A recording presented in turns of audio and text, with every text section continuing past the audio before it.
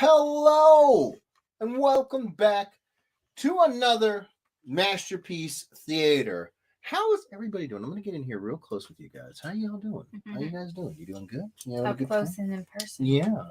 If you didn't know, that's Kim. Personal, but not impersonal. Kim's here. Nana is upstairs taking care of the boy. Yeah. Weather was good enough that she could come over, and that means that Kimberly is she's here. It's another, what's that? I think that's 2 weeks in a row. That's pretty freaking sweet. Robert certainly says, happy Saturday, LB and Kim. What's going on, Robert? How you doing, brother man? Doug Moore says, hey, what's going on, Dad? Karina Uematsu says, Karina Uematsu says, hi, Jeff and Kim. Hello, Karina. Hello. Roger says, hello. Hello, Roger. How you doing, bro? Ham? David Mansell says, it's about time. I mean, David, did you really think we'd ever be on time? Some things never change. It was my fault. It was actually a combination of things, but we're going to blame Kim. Blame me. I'm okay with it. Our little one isn't feeling very good. Yeah, so I was talking to Nana he's having a bit of a tummy issues, thing right so now. I was late in getting down here to send out the 5-minute warning. So it's on me. Ricky Lawrence says, hey all, what's going on, Ricky? Alex Gonzalez says, hello, Alex. Ryan Ambrose, how you feeling, bud? I'm glad to see you here. He goes, hi, Kim and Jeff. Or sorry, it says Jeff and Kim. He did say my name first. And a heart to the Ed Weirdos. You better get that right. Love you too, Broham. Michael Bowles says, hello, Jeff and Kim and all the other Ed Weirdos. Hello, Michael. Dennis the Menace says, evening. Hello, Dennis. How are you, my good sir? Ryan says, I'm going to share out and might pass out. Under the weather. Good luck, everyone. I was hoping maybe you were feeling better. Yeah, man. Hopefully you'll start to turn that page and start to feel better. I really, really hope so, bud. Eli Salazar says, what's up, my brother? What's going on, Eli? How you doing, bro? Him. Daniel Partus comes in here and he says, it was my fault. I was on the phone with Jeff. Yeah. That is the other reason. That is, it's like, I have 3 minutes to go. And Dan's like, I'm going to call you right now. And I'm like, all right. Love you, Dan. Roger says, ready for some mashed-up potatoes and extra gravy. He put 3 X's in that extra. You think I didn't see that? I seen it. I'm hungry. Let's eat. Let's go. I love it. Well, before we go to Cray Faux Show, I need you guys to show everybody this thing. Share it out there. Let's get some booties and seats. Butts and seats is what we need. And I need to show you something real quick. Oh, snap a lap a ding dong.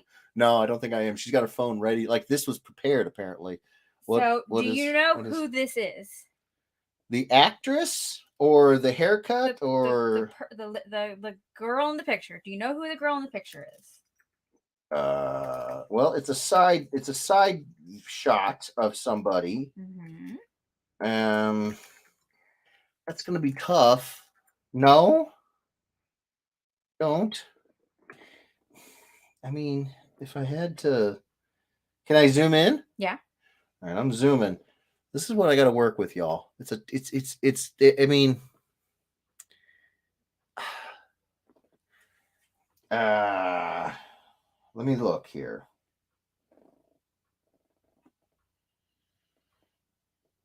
Oh my God, is that Anastasia? Yeah. Stasia, what are you doing? Doesn't she look like she's like 25? What she looks like is she's about to go drop the dopest concert you've ever seen. She's like, how everybody out there in Detroit doing tonight? She looks like a rock star. Holy crap, Stasia. What is this for? This couldn't just have been like, you know what? I got nothing to do on my Sunday, so I'm going to dress up like some sort of crazy rock star. Hot guy? Hawkeye. Yelena in Hawkeye. Yeah. It's a cosplay. Misty. Oh, Misty, you look so freaking cute. She may have not wanted to be on the street. Well, okay. I only put up Anastasia because it was a side shot. I couldn't see very clearly. I mean, it's a side shot. That's so tough. He did not know it was you, Anastasia. I guessed it. Well, it took you a little while. It's still, I still got it right. You did. Oh my God. And then she wants to say I didn't get it right. You see what I got to deal with, y'all. Do you see what I got to deal with? Sean O'Connor says, good evening. Hello, Sean. How are you, brother, man? Eli Salazar says, anywhere on WonderCon, you bet your sweet butt. You better get ready, Eli. I'm going. I actually got word that I got an email. It says, here is your official confirmation of participation. I don't have my table numbers. I don't have any of that stuff. I have filled out the first part of the application, but not the second part of the application. And then I still haven't filled out the second part of the application, but I got told that I'm participating. It's kind of crazy over there. I'm imagining how crazy it must be for them. Do they have to send you a second part of the I application? have no idea what the rest of the process is going to be like, because literally every year it's been print out this piece of paper, fill it out, send it back with a check. You're in. Right. It's gotten crazy. And, 2 years off didn't help, So, but they told me I'm in. They said you're in. So I'll be there, brother. I will be there. Everybody, share. Get this out there. Let the Ed Weirdos know. Let everybody on YouTube know. Let everybody on Facebook know. Because YouTube and Facebook aren't notifying nobody about nothing over here, all right? Like, they can't monetize live streams, so they don't give a crap. They won't notify you. They don't give a crap. So please, share. Dan says, booty, we need booty. We need booty. Lots of booty. I'm a booty man, and I need a lot of booty in seats. Then we got, she moved it. Robert Sterling says he's confirmed for WonderCon. Yes, here are, let me real quick. I'm going to tell you guys the shows I have confirmed. It will be on the shirt that I'm going to be working on very, very shortly, and I'm going to have up on Printful so you guys can get them. First off, I'm going to Richmond GalaxyCon Richmond. That is the 18th through the 20th of March. Then we're going to WonderCon. That's the 1st through the 3rd of April. Then we're going to Planet Comic-Con. That's the 22nd through the 24th of April. And then I usually go to a free comic book day event at Clint's Comics in downtown Kansas City. I haven't confirmed with them yet, but I'm holding that open that I'll probably still be back. I mean, I've been there every year. And then MegaCon 2022. That is May 19th through the 22nd. MegaCon Orlando. Yes, it's going to be a monster. So I'm going to MegaCon Orlando. I got turned down by Nashville. So all the Sanders' family, everybody that's out there in Tennessee, I apologize. I wish I could have gotten out there. I mean, it's still far enough in the year that I might still be able to swing it, but we're looking at about a 95% chance that I can't do it. With shows like that, I mean, it really helps if they can get me out there, put me up, and they just couldn't afford it. It's a smaller show, and I understand. No hard feelings to Nashville Comic-Con. I hope the show is amazing. But unfortunately, I just don't think I'm going to be able to be there. Things could change, obviously, but for right now, I just don't see it happening. Oh, what are you doing? I need that mouse back. Sorry. I ain't done. There's a couple names I need to get into so then Heroes Comic-Con is June 24th through the 26th. I will be there at Heroes, which is kind of why I know it's not Nashville. I know, but I'm hoping that it's close enough that all of the folks who would have wanted to come see me at Nashville can make it to Heroes. That's what I'm hoping, because I really want to see you guys. So Heroes. And then I am going to Lawrence, Kansas, the 30th through the 31st of July. And before that, I'm currently applying to try to get into Comic Palooza, which is the 15th through the 17th in Houston. So I'm trying to get out there to Houston. Then we're coming back to Kansas. And then I was going to try to get into C2E2 in Baltimore, but I'm just going to scratch those two. I have one more show in December that I'm going to go to, but it has not been announced yet. It's a brand new show. So I don't want to spoil it. So yeah, that's my con schedule for this year. So if you heard a show close to you, please come out. We would love to see everybody. Yeah. Oh my Lanta, the chat jumped. Oh my Lanta. Let me find the last spot. Here we go. Go ahead, babe. And David Mansell says, "Oh, I know that." Roger says, "Ha ha ha! I know." David Mansell says, "Misty and Rick are in trouble. They're always in trouble." Yeah, and her guitar is a lightsaber. Now that's sweet. I love like that. She looked like a rock star. She did. Miguel comes in. He says, "How's it going, Edwards?" "Hello, baby Edwards." Now called Miguel 2. Miguel the second. I thought that was Nacho's nickname. No, his name is JJ. We're pretty much hammered down on that one, buddy. How you doing, Miguel? Good to have you in here, Broham. Roger says, "You seen that on the comment, huh, Jeffrey?" I seen it. I seen it. Cliff Jones jumps in. "Hello, Ed Weirdos." "Hello, Cliff Jones. How you doing, brother?" "We're 5 away from me shutting my trap and getting on one of these pieces." Oh, my Lanta. Look at Andre. He goes, "Hello, Kim and Jeff. Hello, all my fellow Ed Weirdos. Hello, Andre. How you doing, bro? Then we got Miguel coming in here saying, "Go Cubbies." Miguel, I think, once again, you misunderstood what this blue cat means, bud. Just a thought. I think maybe that's what's happening here. Just saying. Nealon jump. Oh, I'm sorry. Todd says, "Hello, Jeff, Kim, and the Ed Weirdos." "Hello, Todd. How you doing?" Hello, Todd. Nealon jumps in. She says, "Hey, what's up, Nealon? How you doing?" Miguel goes, "Wait, Kim is here? Is it a miracle?" I know, 2 weeks in a row. We're spoiling y'all. Misty! And that's with our baby not feeling good, and too. He doesn't feel good. Yeah, that's true. Good, so. Misty jumps in here. "Hello to our favorite power couple." Hello, we have the power. How you doing, Misty? Hopefully your run is going awesome. Kimberly showed me your pictures. You guys look so awesome. Snazzy. I and admittedly, I had a side shot of Anastasia, which I don't know if I've actually ever seen like a perfectly profile shot of Anastasia. She's usually running and going and shaking and baking, and I get, Anywho, you guys look adorable. Like you look fantastic. Like 20s. Matthew Seward says, "I don't want to share." Oh, Matthew, it hurts. It hurts me right in my bro. Aww. My bro heart. Bro. Roger says, wait, no, we already got that part. Did you say that again? I synced it. I did. Todd Irwin says, "Jeff, I was looking at Artist Alley listing on Planet Comic Con and saw your beautiful name in the listing." I'm going, Todd. Knock over some old people to get to my table. No, don't do that, Todd. Be careful. Roger says, "Sup, Andre Day." What's up, Andre? Matthew Seward says, "WonderCon just released the prices, but still can buy tickets." Oh, you can't buy tickets.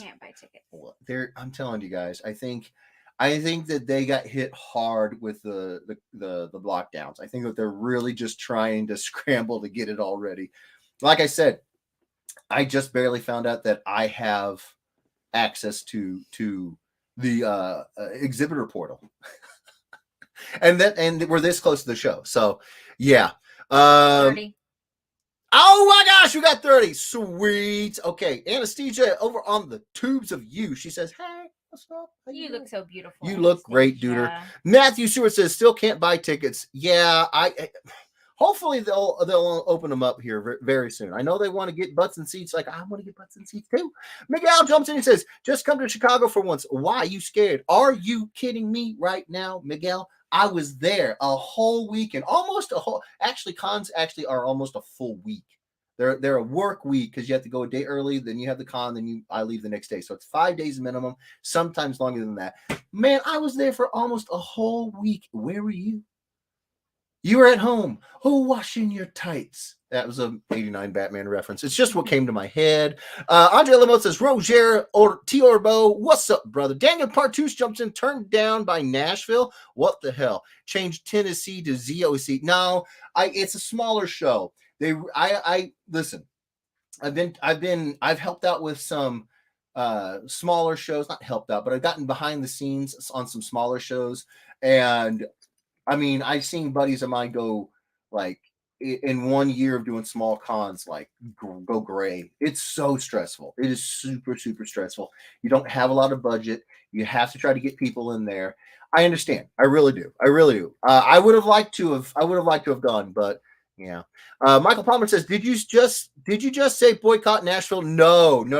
Because truthfully, I would like to go back. Just hopefully next year. Hopefully if I can get a hold of them, like shortly after the con, and be like, hey, can you make plans to have me out there for a whole year from now? Maybe they'll work with me then. We'll see. I can if you want to start drawing, I can. Snap! Up on the You ready? Yeah. I'm ready. Okay, Miguel. Hope your wife ain't watching.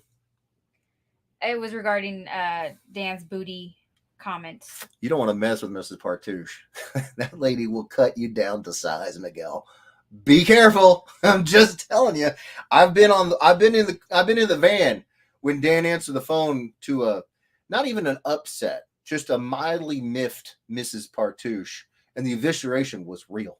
We felt it in the car. Okay, so, Miguel, you've been warned. All right, ladies and gentlemen, boys and girls, children of all ages, I have before me 2 supremely fun pieces. Now, I hinted at what the covers were. A-Force, which I didn't know. You guys were awesome to tell me what it is. It is Mouse. Oh, let me just type it in. No, who's gonna win? I won. No, I got the name in. Only got the name in. Fine. You have to win.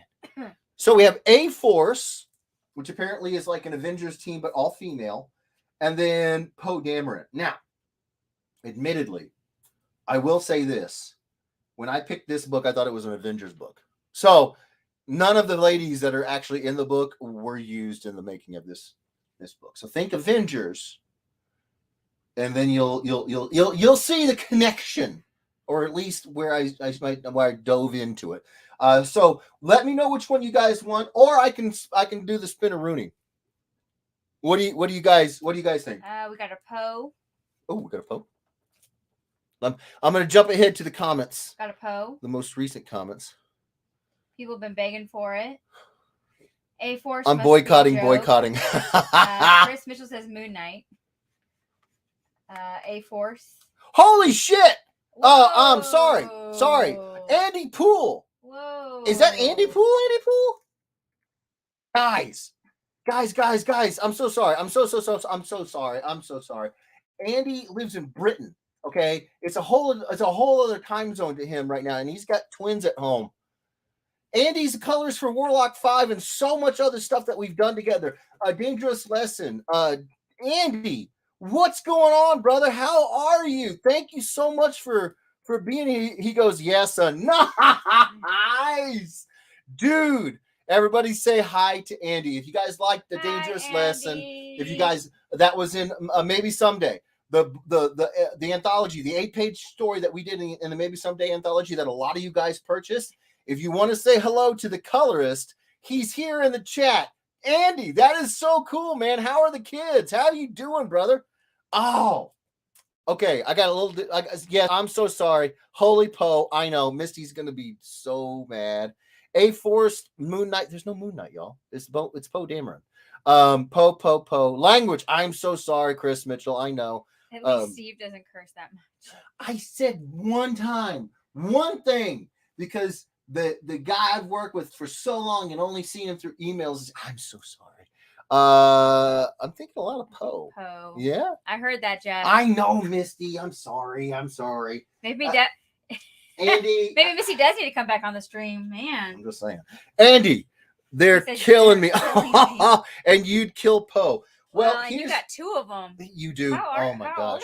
How old are they now? How old are they? Yeah. They gotta be. So this is one of the times in which I didn't draw the character because the 2 characters were so fun. I did, Doug. I did get you.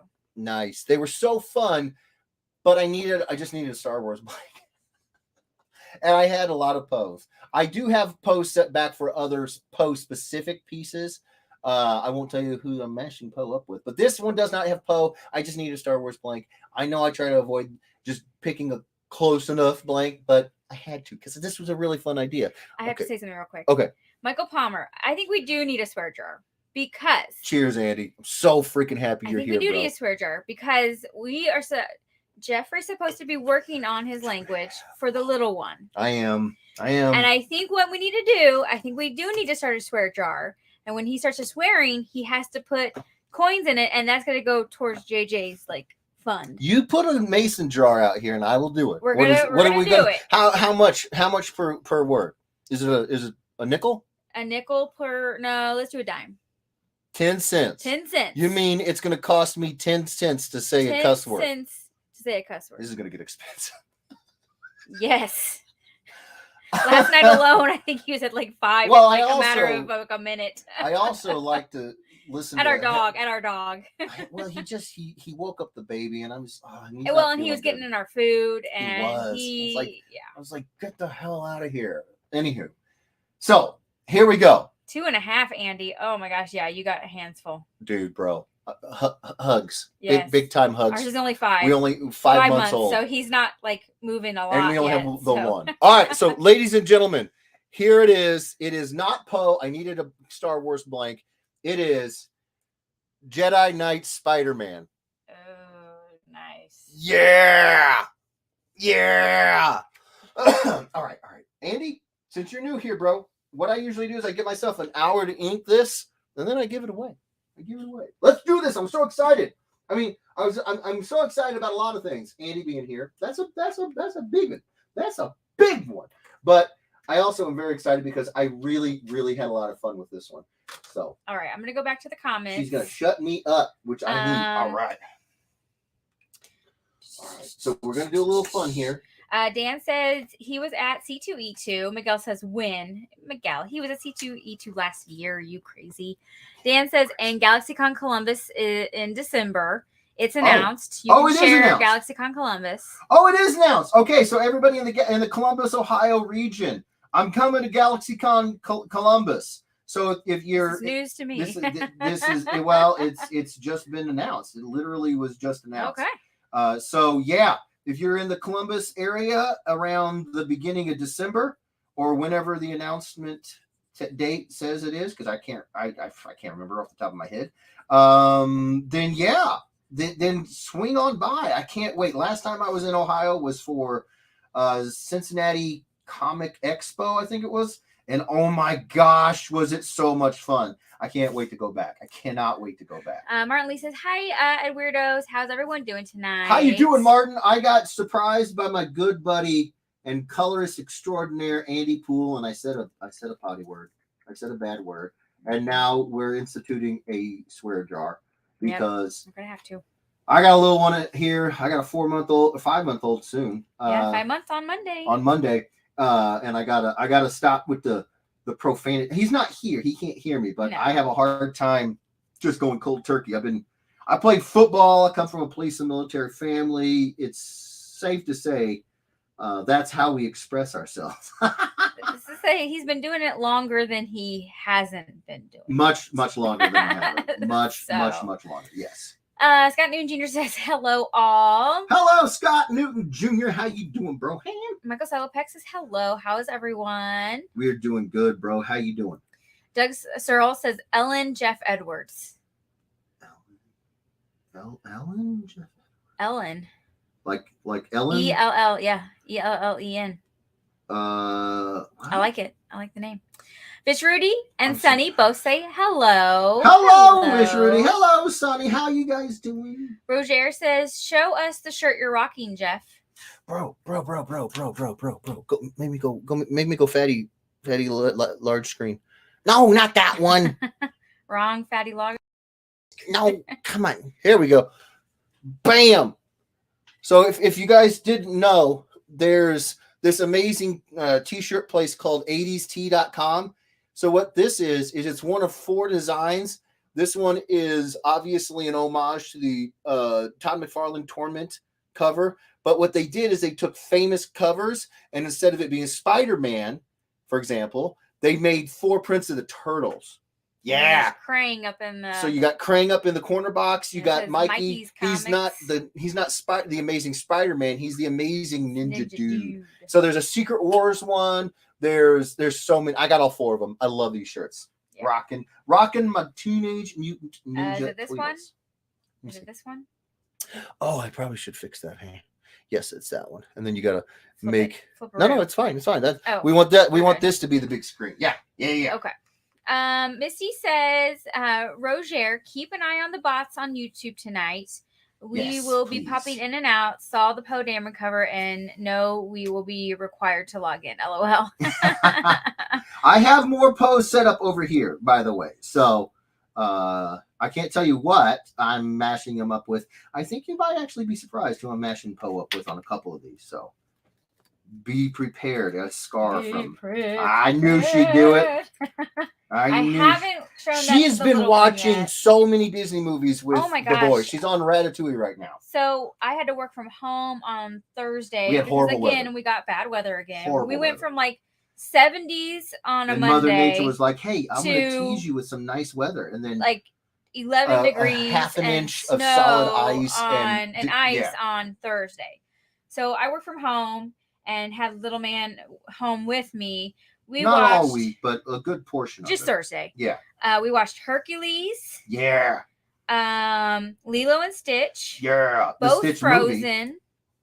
Both Frozen movies. Yep. And Brave.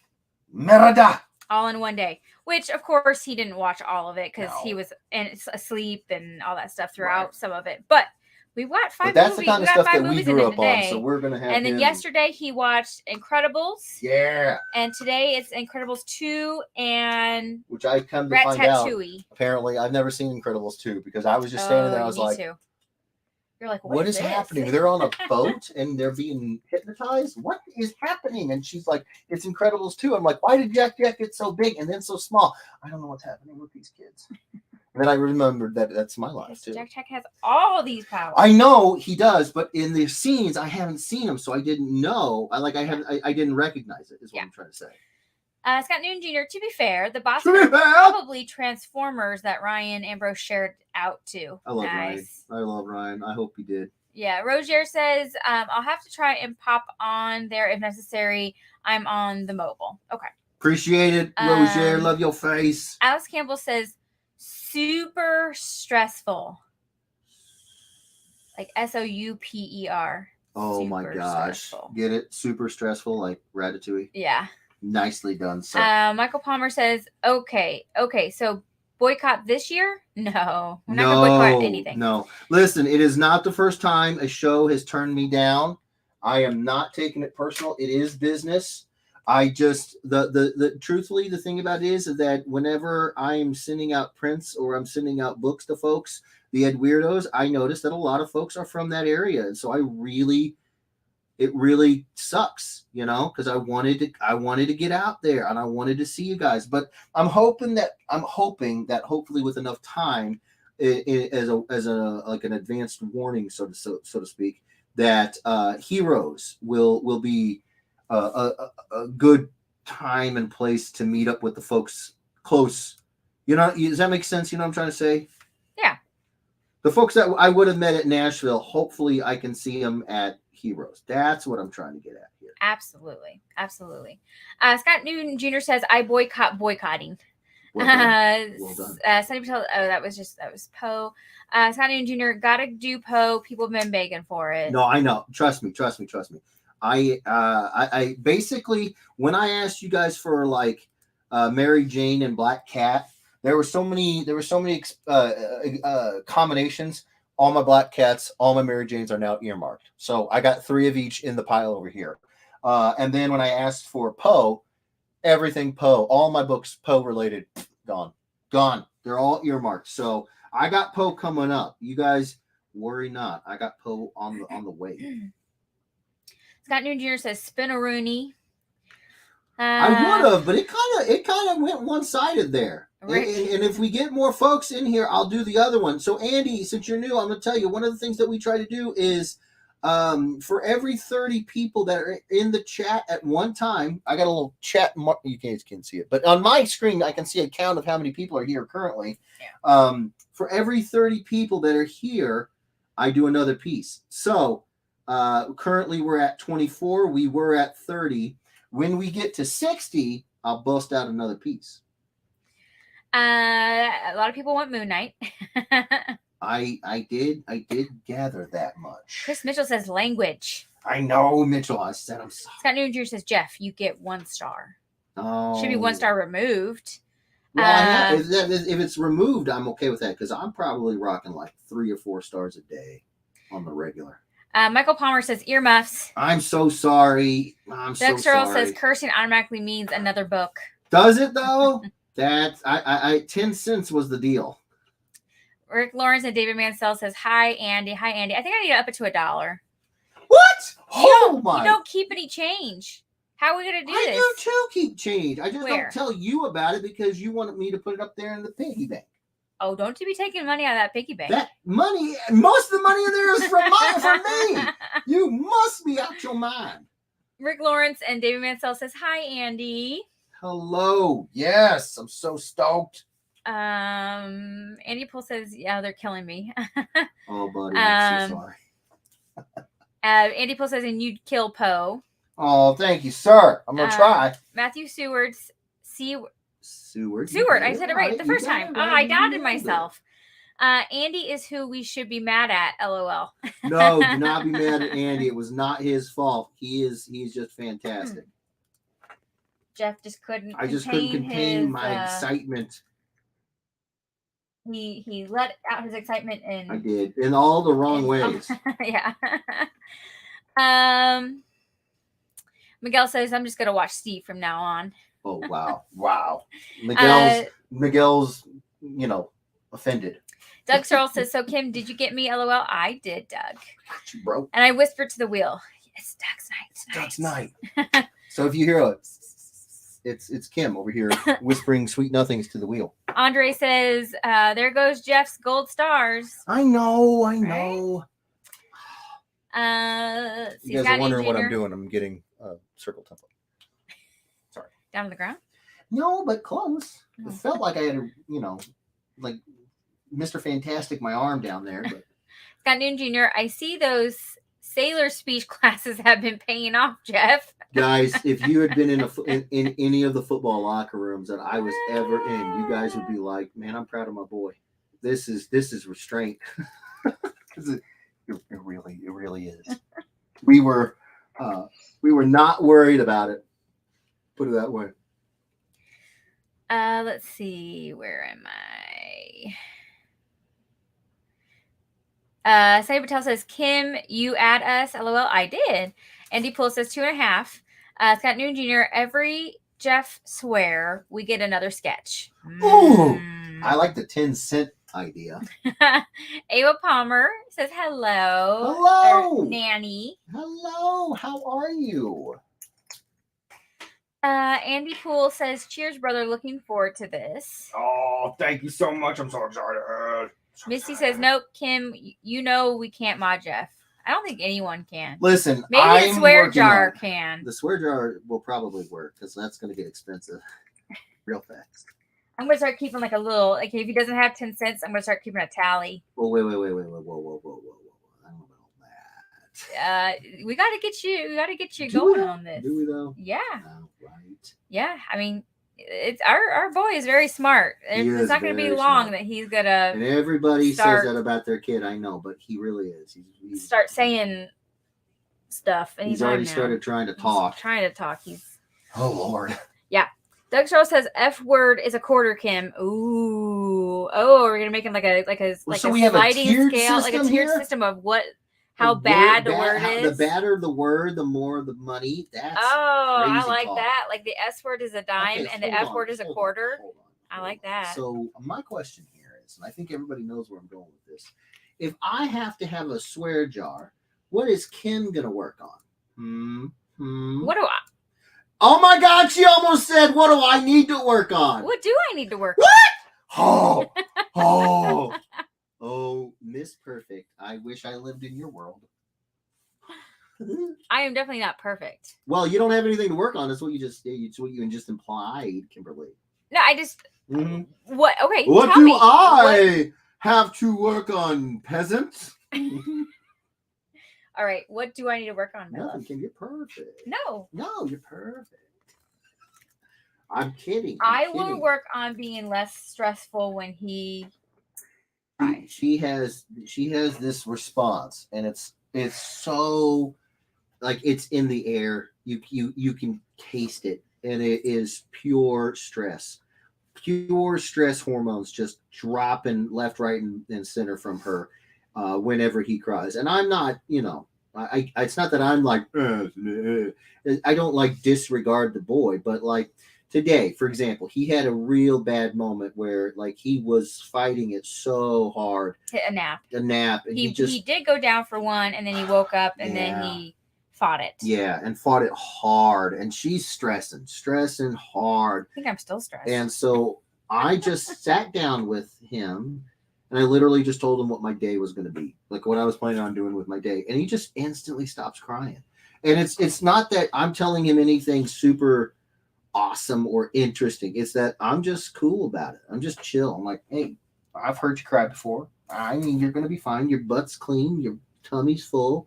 Well, he did have a really good poop after that. He did, but he was relaxed enough to poop it up. He was relaxed. That's what I'm saying. You gotta relax. He got relaxed, and then he handed him off to me so I could rock him to see if I could get him back to sleep. Right. And then he screamed, and I tried to talk to him like Jeff did, and he just continued to just scream. Well, that's because he knows. He's smart. His eyes are starting to work, and he's starting to see. Yeah, he knows that one's mom. That one's mom. That's the one that'll go into panic mode with the drop of a hat. And I'm like, I ain't the one, little man. I ain't the one. If I know your butt's clean and your tummy's full, I can go real deaf, real easy. I cannot. She can't. I can't. So maybe we need an anxiety jar for mom. I need an anxiety jar because I can still feel. I'm not feeling good right now because I can feel the anxiety that was raising in me a couple hours ago. You gotta chill, because then this is gonna drive you crazy. Yeah, and this is just month 5. I know. Robert Sterling says $1 per curse. Ooh, that's rough. Scott Newton Jr. says $1 million a swear. The stakes are high. Andre says I'll send $5.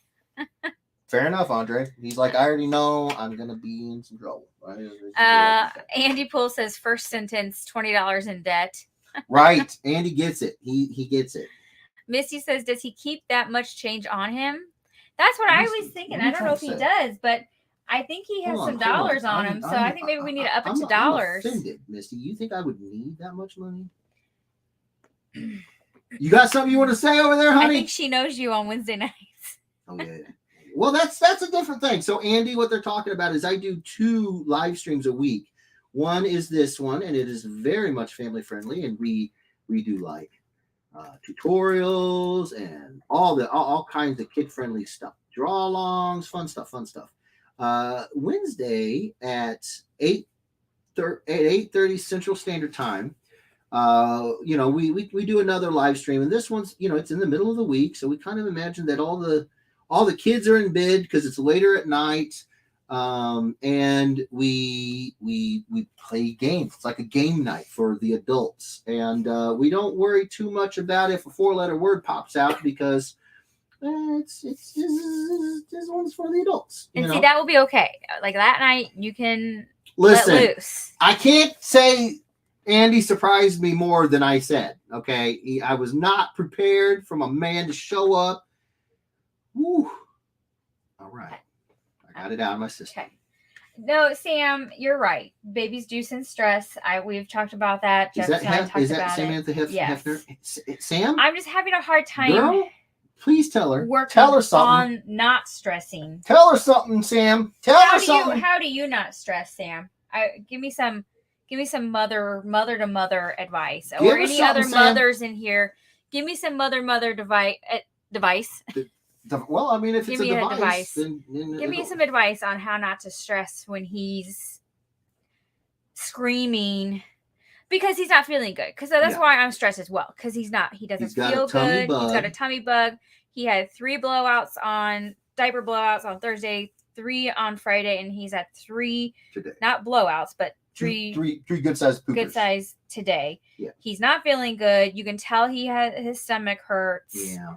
He's just a little like slow to respond to things. He and just doesn't feel good. He's definitely started learning to smile, and he's not smiling a lot. No. So it's like I'm stressed, I think, more because I know he doesn't feel good, and I want him to feel okay. You know what I'm saying? And so when he cries, that's my defense mechanism in a way. Not defense, my protection mechanism going, my baby doesn't feel good. Yeah. The problem and I can't do anything to make him feel better. It worse when you aren't in control. Yeah. And I told her, I was like, whenever you're sick, when you think back when you were sick and you were a kid, did your mom ever come flying around just like, oh my God? No, she was cool, man. She knew what to do. Yeah. She was confident. She was cool. She was like, Kimberly's going to be. I don't know what to do, though. Yes, you do. Yes, you do. You know what to do. You just love him. Yeah. You can't do anything more than that with something like this. It's a stomach bug. You just love him and relax. When you relax. Oh, I'm sorry, Matthew. Yes, I want dad advice too. What did you say? What did Matthew say? Why is it just mom advice? Well, because if it was dad's, we'd probably be like, throw some dirt on it. Maybe dad, I don't know. Because I guess I think of like Jeff. Jeff doesn't stress about like anything. So listen, y'all. I stress about everything. I've had so many Jeff jobs. Doesn't stress about anything. So maybe I stress about hold on. I stress about stuff, but not this. And the reason is because growing up, I was one of my like summer jobs all the freaking time was babysitter. I loved babysitting. I was always doing that. So I've been screamed at by the best, and I ain't worried about it. I know at the end of the day, if their butts are clean and their tummies are full, they are screaming, then it's something that, is maybe they're just fussy. With him, we know what's going on. He's got a tummy trouble. Okay. Well, we know what's going on. And for me, I'm the kind of parent that, like, if I know what's going on, that takes so much of the guessing game out of it. And then I just respond to that. Okay, it's a tummy bug. Okay, can we do anything about that? No? All right, well, then we're just going to be cool. When he's not feeling good, we're going to try to soothe him. We got to be calm. That's it. There's nothing more that runs through my head. And so I'm like, okay, what would soothe Kimberly to sleep? What would soothe me to sleep? Let's tell him about my day. And it worked. He instantly, he didn't go to sleep, but he just looked at me like, yeah, are we getting to the good stuff? I'm like, this is the good stuff, son. This is all I got. I apologize, everyone. I want anyone's advice. I would like anyone's advice. I need disregarding advice. all the dudes in the room. Apologize. I will take everyone's advice. Michael Palmer says, or you could make Jeff our $5 per swear word, plus you get to tease him. Wait. So does that mean if I don't swear, nobody gets to tease me anymore? Is that the implication here? I guess. If that's on the table. Ava is watching. Andre says, I'll make sure I get my money's worth. Michael Bowles says, so if we cuss, can we PayPal it to the jar? Michael Palmer's got this whole thing like he knows it's not changing, so he's like, all right, how do I pay you? How do I pay you? Because this is not a thing that's going to happen. Miguel says, I can't hear those words. I might have to watch Steve. Well, Steve is much better at not cussing than I am, and I give him full credit for that. But let's be clear about something here. You guys don't hear Steve at the cons, all right? I don't want to throw Steve under the bus because I freaking love Steve. But me and Steve, we get rolling. I'm just going to put it that way. We get rolling at these cons. So, Roger, going to be a sick cover. Thank you so much, bro. Scott Newton Jr., does he have lightsaber webs? No. So, I'm so glad you asked that. So, one of the things that I do with these covers, and I know you guys are like, oh, they're giveaways. He probably just busts them out and it doesn't. No, I think about these things a lot. So what I was doing with this cover was I said to myself, all right. Now I know the Jedi way; they're all about the lightsaber. I get it. But here's the thing: it's supposed to be Spider-Man, right? I think even if it was an accident, I don't think Spider-Man would ever forgive himself if somebody lost an eye or an arm with a wayward, laser sword stroke. You know what I mean? Like, I think he would feel terrible. So I don't think Spidey would even. I don't think he would actually wield a lightsaber because there's too much of responsibility for life. Even if he didn't take somebody's life, if somebody rendered him took the lightsaber away from him, I know he'd probably feel bad for anybody who got hurt. So I don't think Spider-Man would use a lightsaber. I know we're going against some traditions here, but hey, this is just for fun. I think Peter would want to keep his distance, like he does when he shoots his web balls, from like the street lamp, or the street signs down to the street. Like, he likes to keep a ranged attack. And I think that you can't really have that with Star Wars. There's nobody climbing poles. But I do think he could still get ranged attacks with a telescoping stun staff or a stun baton, but as a staff. So this is an electrical stun staff that's got double-ended telescoping sort of, I guess, batons at the end of it. But he is still a Jedi, and so I do have him over here using Force Lightning. So he's a very, very well-trained Jedi, but he does not use a lightsaber. So Andy Poole says, have fun, mate, and congrats on the baby, you guys. Thanks, Thank you Andy. So much, Andy. Thank you so much. We will. I'm going to have to get going. We are almost 30 minutes behind on Shut me up then. Sunny Patel says, nice idea. Rick says, awesome mashup. Tease. Miguel says, I wish Jeff would get so surprised when I show up. When Miguel shows up? Yeah. Miguel. Let me be clear. You never worked on a book with me. Like, that's maybe we should work on a book, Miguel. There you go. There we go. Michael Palmer says, JJ is getting ripped off by the cheapest swear jar ever. Oh, is 10 cents cheap? Yeah. Michael Bull says, dib. Oh, nice. Tina Sorrentino, hi everyone. Sorry I'm late. No worries, Tina. Hello. Hi. You're never late, girl. We're just happy you're here. Hopefully you're feeling good. Roger says that shirt is sweet. I gotta check the others out. Oh, dude, they're all fantastic. They are all fantastic. I think there's a Secret Wars cover. Oh man, there's so many. I can't remember them all. Yeah, no, they're fantastic. They're fantastic, and they're not that bad. What was it, like $25 for the shirt, something like that? Well, I've had these for a hot minute, so I don't want to give you prices. They may have changed, but yeah, they're not bad. Sunny Patel says, no legs, I see. Well, yeah. Tina says, what's the mashup? Tina, it is Jedi Knight Spider-Man.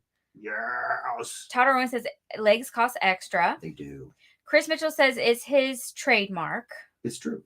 Sam Hefner says, hey, y'all. What's up, Sam? How you doing, girl? Miguel says, hi, Sam. Easy. Facebook user says, happy Saturday. Yes. Who's the Facebook user? I don't know. Who are you? Rachel Vance. Rachel Vance. Hello. How are you? Missy says, hey, Sam. Miguel says, hi, Rachel. Missy says, Ratatouille is great and the ride is so fun. Oh, that sounds awesome. I gotta say, it's the only Disney movie that I can't. I just can't. The idea of a rat cooking. I mean, I know it's just a kid show. It's not for real.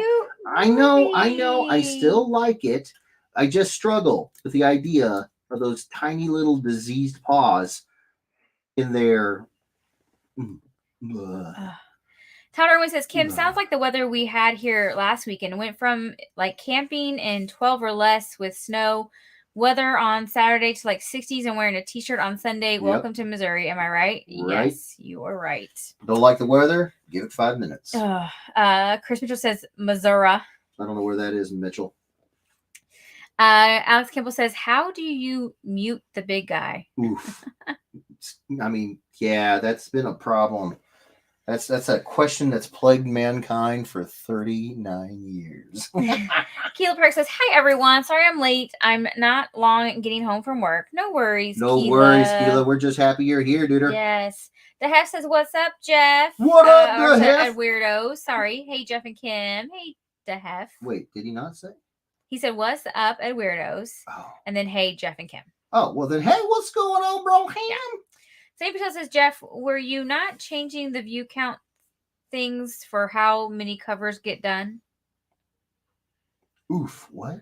Was I not changing the view count thing for how many covers get done? I think a while back you guys were talking about changing up the view count on like how many covers you actually do. I don't know if that was actually a thing.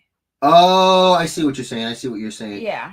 You know what? I'm always kind of thinking about it. I don't know, like, I don't have any plans to change how we're doing this because at the end of the day, like, I really do want to get more people in here. Yeah, it's like an incentivized to get more people in. Yeah. If we don't get people in, then I really want to get more people in, you know, it's not really.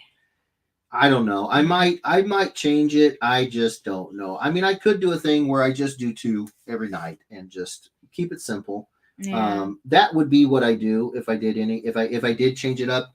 I would go the route of we'll just do 2. We'll just do 2.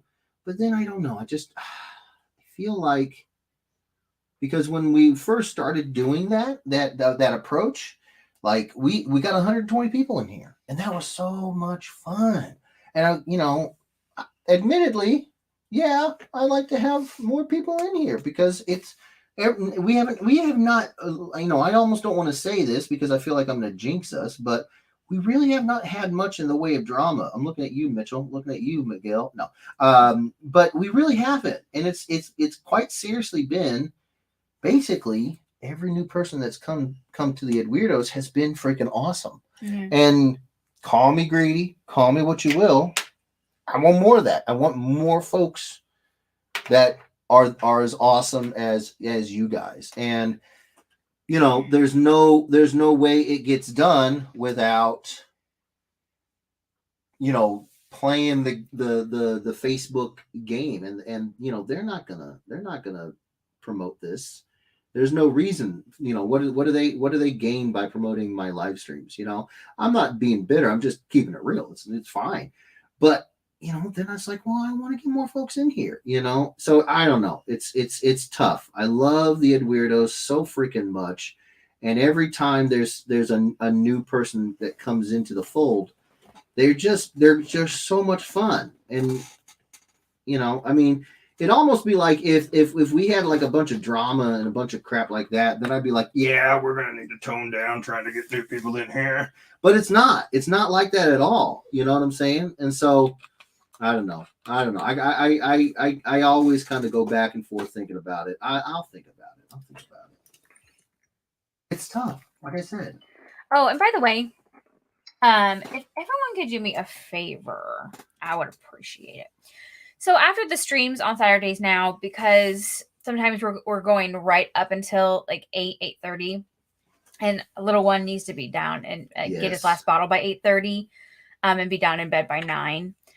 If you win the night of, if you could please send us your DM with your address, email address, if you want it colored and graded, if you can send it like as quickly as possible that night, we would greatly appreciate it. That way I can get it written on a Post-it and we know that we have the information and we can just go straight upstairs after we're done and go love on him and get him ready for bed. Right.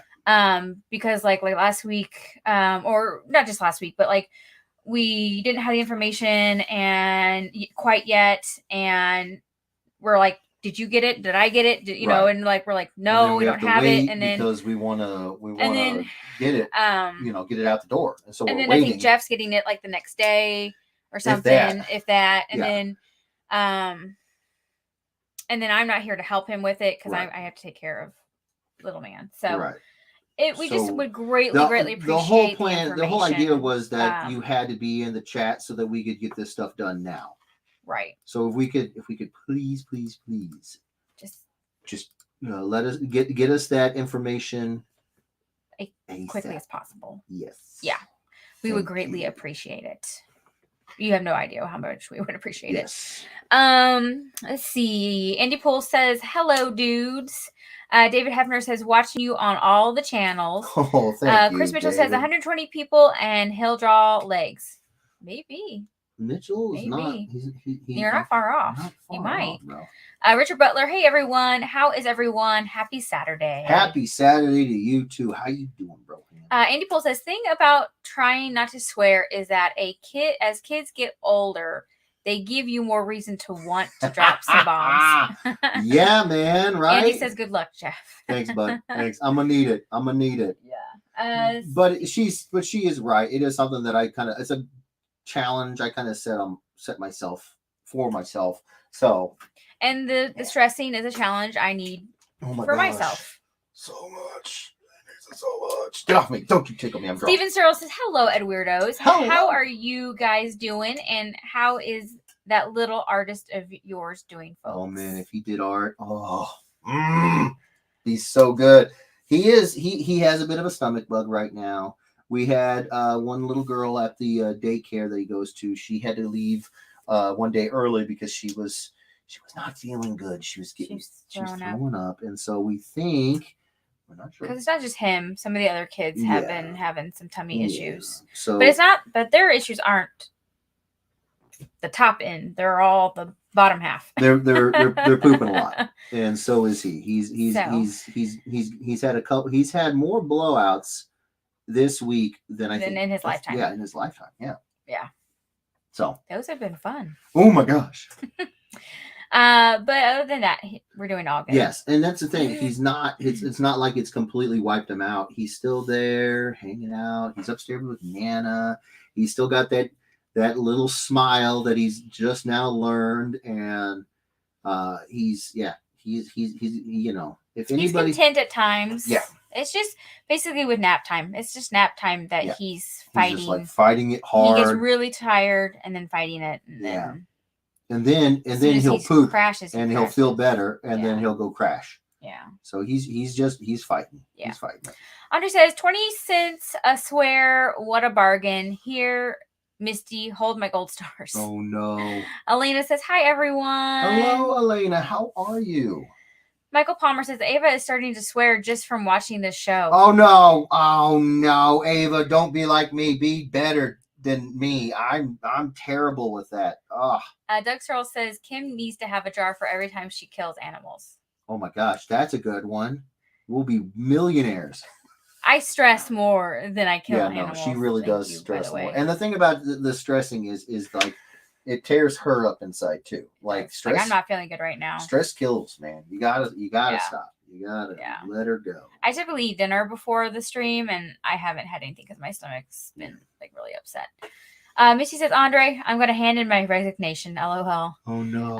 Scott Noon Jr. Malarkey words are a nickel. Cockamamie words are a sixpence. Coco Mamie, the newest WWE wrestler. Coco Mamie. Shush.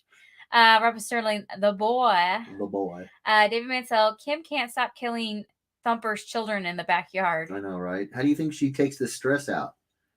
Oh. Chris Mitchell says probably not.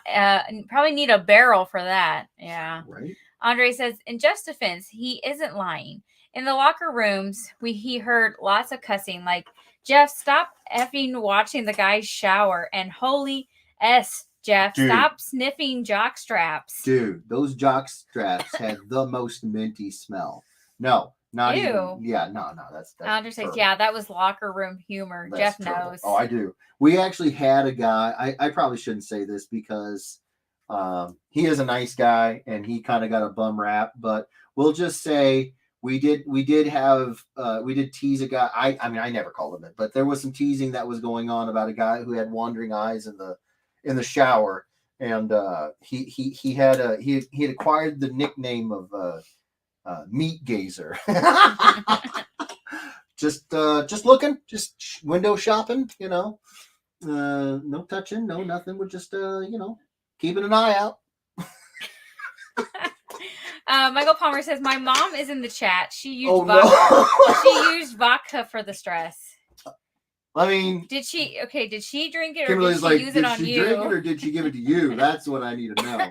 That's the motherly advice I need. The cruddy thing is, I mean, I guess it's not cruddy. I mean, it's not the end of the world, but ever since I've not been pregnant, so I couldn't drink for, 9+ months because I wasn't drinking when I was trying to get pregnant. The fertility medicine. And then I didn't drink for the 9 months. And then the first time I had a drink was when he was still in the NICU.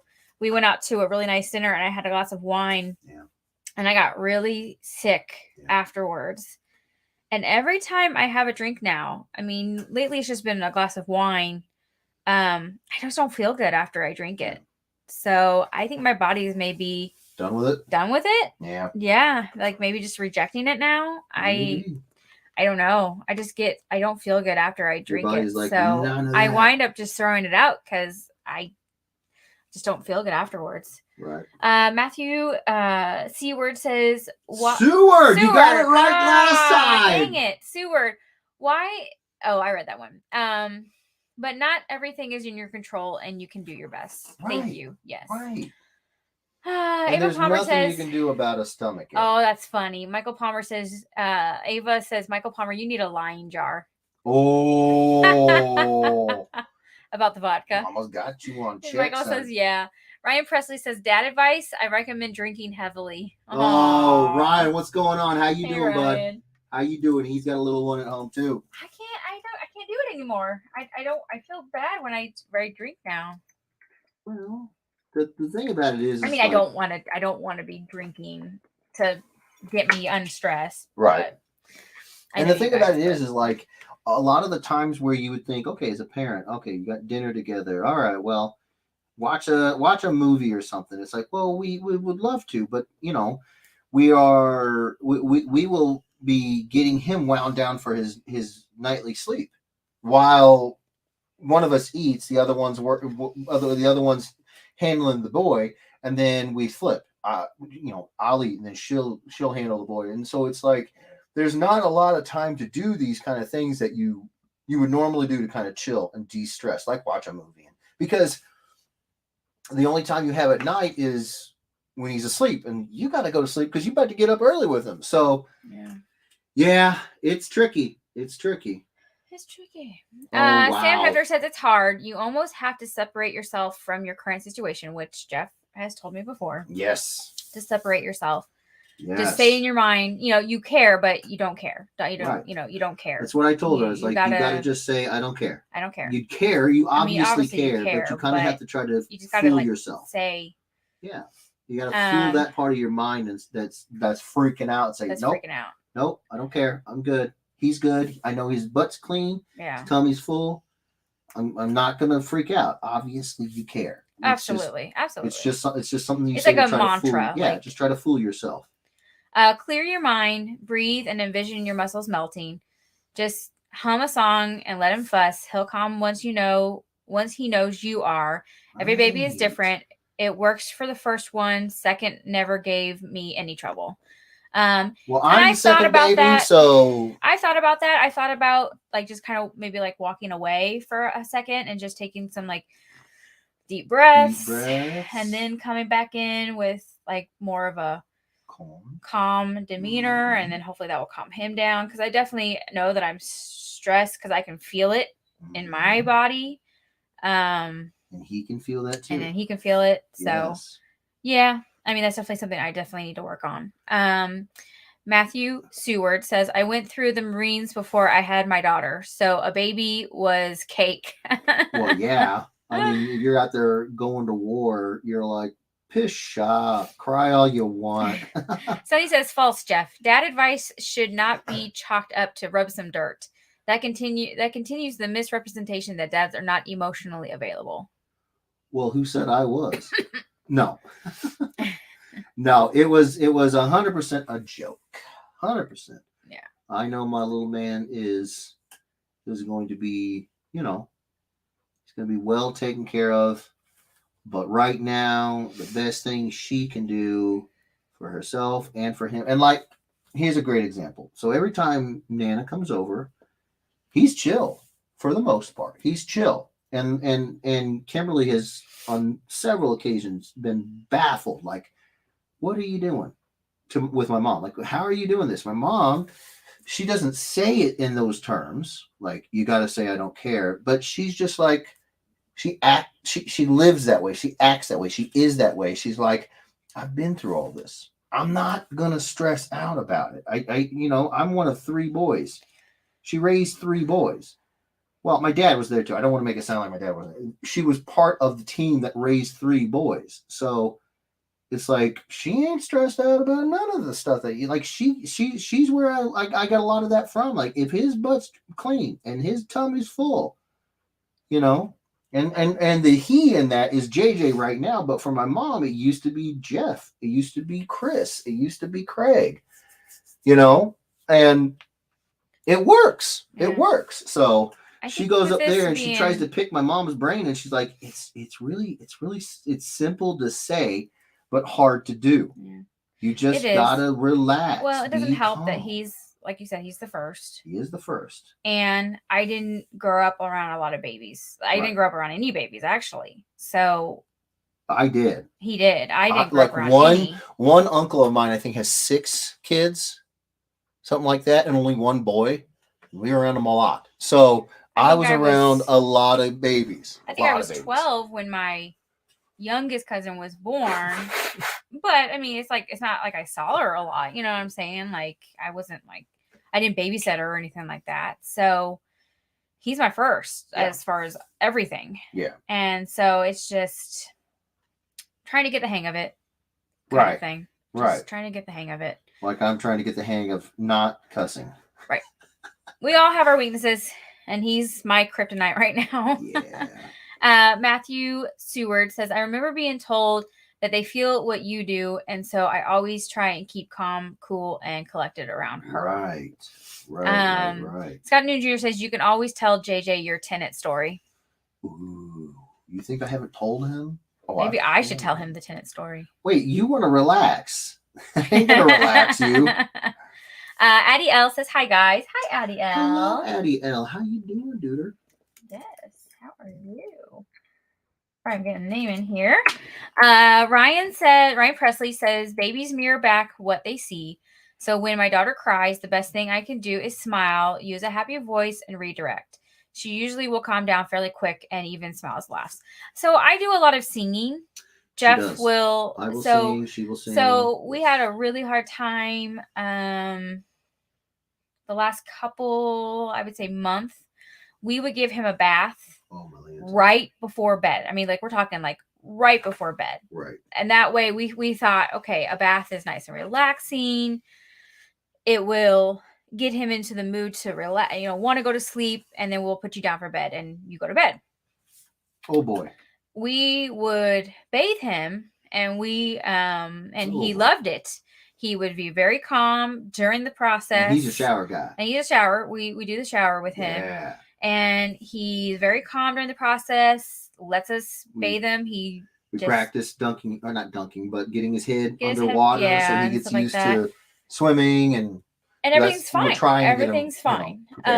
It's just as soon as you get him out of the shower and you're trying to dry him off as quickly as possible, he just screams like crazy. And I know it's because he's cold. The song of his people. He's cold. He's tired. He wants to go to sleep. Yeah.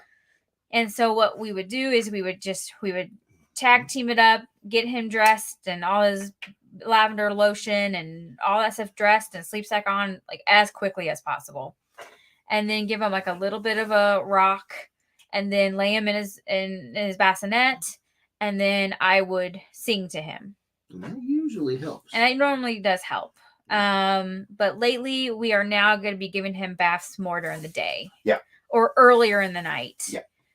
Because it was just too stressful for him right before bed. So we're going to change that up. It didn't wind him down as much as it didn't. And that's the other thing. We're learning. We're learning what he did, what he digs and what he doesn't dig. And, clearly, not that big of a fan. Yeah. Of the right before bed getting nice and toasty warm, and then getting really cold. Yeah. You would be madder than a hornet. Tina says, Kim, I used to be a foster parent. I had 42 foster children over the year. How many? 42. Holy crap, Tina. I didn't know that. I learned that Jeff's way is the way to do it. If they're fed, diapers are dry, and they've had attention throughout the day, it is time to let them cry. If you pick them up every time they cry, then you are heading for a nervous breakdown. Yes. Also, they are training you to give them attention every time they demand it, all during their life. Yes, Tina. Thank you, Tina. I did not know you were such an experienced foster parent. That is fan-bloody-tastic. You are right. You were right, Tina. That's something I definitely need to work on. Do it. It's hard. It is hard. And that's the thing. All of this stuff is really, really hard. It's really all hard. of this stuff is an emotional, like, buckle up, Buttercup, because it's not like he's going to stop anytime soon. It's hard. It is hard. But you can do it, and the only way you can do it is if you practice it. When the time comes, just remember these, what Tina's saying. Heck, our daycare provider, she's had over 350 kids come through her program. Yeah. And I kept saying to Kimberly, I was like, do you think Grandma Susan is stressed out? No. Ever? No. That girl's got this stuff on lock. She knows. I ain't worried about you. Yeah. I synced it all. Yeah. She's definitely not. No. She's yeah. So no. you just gotta do it. That's. And I was starting the Ferber technique with the sleeping, and I kind of got myself off of that. I need to get back into doing it. You know about the Ferber? Yeah. Well, the thing about it is that things change on the fly. Yeah. And you can't. Well, and it's changing because there's times when he's going to sleep with no problem, and then he doesn't. Right. You got to be flexible. But if something worked, don't be afraid to go back to doing it. Yeah. Just because you got to wait. Like you let them cry for a couple minutes, and then you go in. Then you let them cry for 5 minutes, and then you go back in. Then you let them cry for 10 minutes, and you go back in, and then you let them cry for 20 minutes, and then and then hopefully by 20 minutes they should have. Because if he turns out to be anything like his old man, you do not want to just come running every time. My parents were like, "You're fine. You're fine. We know you're fine. You're just being a pain in the butt." Right. And I was an ornery little. I am an ornery cuss. Oh, so yeah, you never lost that. You got something you want to say, sugar? Matthew Seward said, "Force lightning is a Sith power." I agree, but I've seen a couple of reference images. I think it's from Legends of Luke with the Force lightning, and it's blue, and I just love it. So I was like, you know what? If Mace can have a purple lightsaber and Luke can have Force lightning, Peter Parker can too. Yeah. Chris Mitchell says Jeff doesn't know what any of that means. What? I don't know. I'm not for sure. Okay. Tyrell Muse says, hey. What's up, Tyrell? Bro? How you doing? Jake Sutliff says, hey, Edward's. Hello, Jake. How you doing, bro? Miguel's giving you a drum roll. Not even close. Cliff Jones says, this would look great hanging next to my Darth Raphael.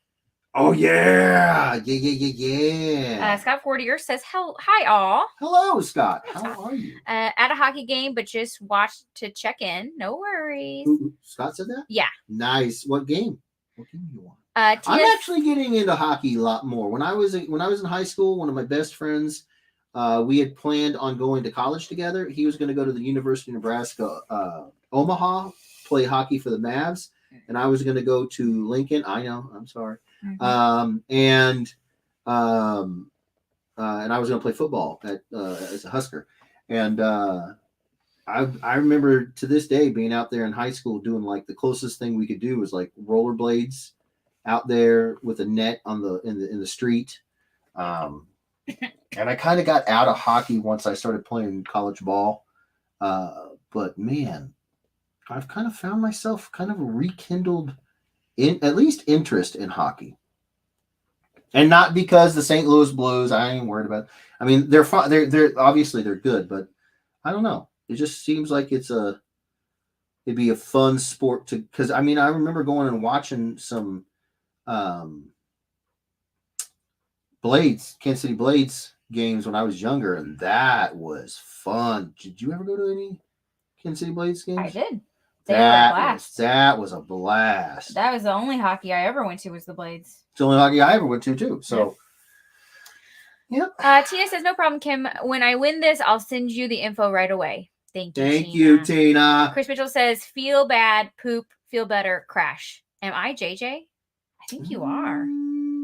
Is he saying, am I JJ like he's a big old baby? Yeah. Yeah. You're my baby, Mitchell. Oh, you're his boo. You're my boo-boo. DeHef says, so should I go ahead and send you my info since I'm going to win this?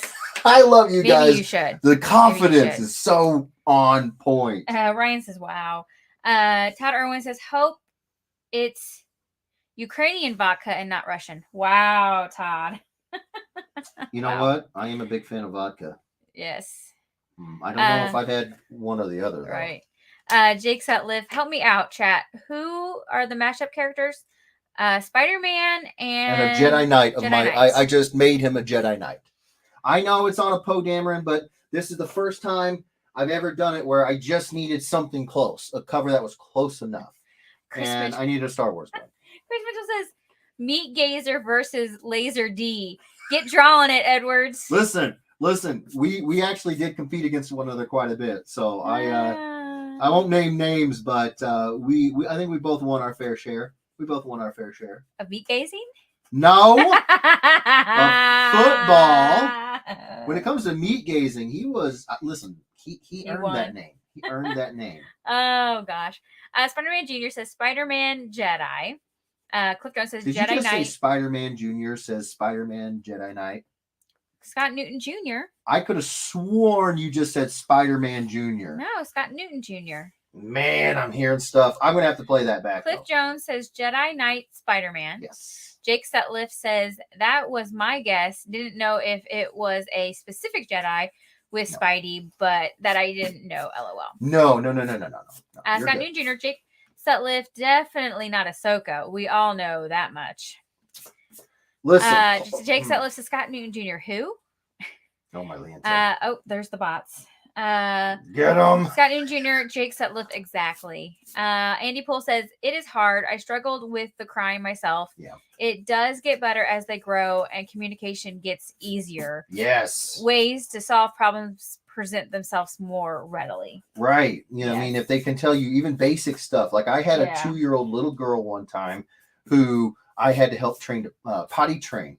And like, that's tough. That's really hard when you're a dude. First off, you can't relate to a girl when it comes to those things because you don't have the standard equipment that that the ladies are sporting. Like if I had and she had 2 little brothers, but they were 6 and 8, and if I had to potty train them, I probably could have communicated on a much easier level. But with her, it was pretty much just all right. Let's do this, kind of, give the old college try. But I don't even want to picture what it would have been like if she was younger and non-verbal communicative. I would have it would have been a nightmare. So we just got to get through this portion where he's not quite talking yet, because when he starts talking, like Andy said, it'll be a lot easier. But for now, feel good, better. Yeah, but for now, seems to be feeling more poopy than feeling better lately. Well, he's also in a daycare.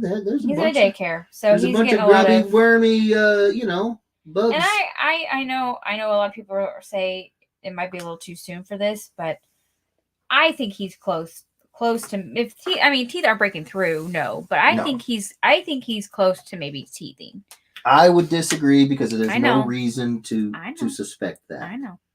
But that's just my. It's just my thoughts. I check his gums very regularly because he has hit a few milestones earlier than the average kid, and he's presenting a lot of things that to me would scream wanting to teeth. But You know, but That's at the just- same time, But again, right this is my now, first. I have no idea. we don't have reason to say, oh, it's this over these other options. No, That it could be a number of things. We're still guessing a lot of it. Yeah. Chad Park says, "Good evening, all. Sorry I'm late. Just painting the Spawn statue." Hey, No that's worries. awesome. No worries. You're never late. You bring the party. So Dan says, "Anyone else having the main screen come in blurry and spotty, but Jeff's head is always super clear?" Yeah. It's still doing that thing where your main screen is more. interest. Oh, I bet you I know what's going on. I bet you. The pins. No, I bet you it's because somebody might be on the internet upstairs on our smart TVs. Maybe. Yeah. So the camera for the art is my phone. I have to have it signed in as a guest. And so it's actually has to send the signal out to StreamYards through the Wi-Fi, whereas the 4K Logitech is hardwired into my computer. So it's going to come in a lot easier. But at the very least, the phone doesn't pulse focus and give everybody seasickness. So we're trying. It's pulsing or blurriness. Which one do you want? Well, the other option is I could get a camera. Another. But an SLRD camera is about $800. Yeah. And yeah, them's is expensive.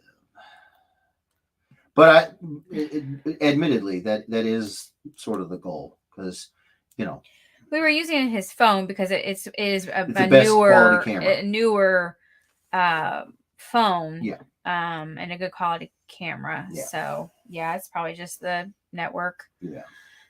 Jennifer Lee, hey everyone, what's the mashup? It is Jedi Knight Spider-Man.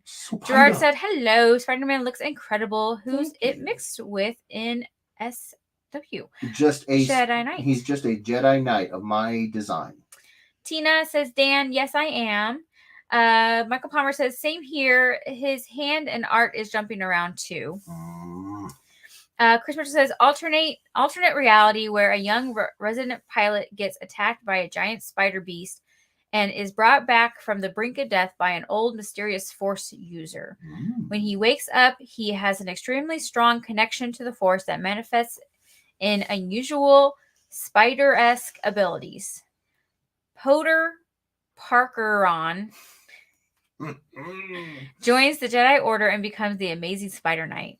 I like it. Ooh, that's really good. Don't blow up his head too much now. Come on. David Mansell says, Jeff, you can always watch Johnny Dangerously. It will teach you new ways to swear without swearing. Oh, what is Johnny Dangerous? Oh, is that Mr. Bean? Was that Rowan Atkinson? Oh, I don't know why that jumped off in my head.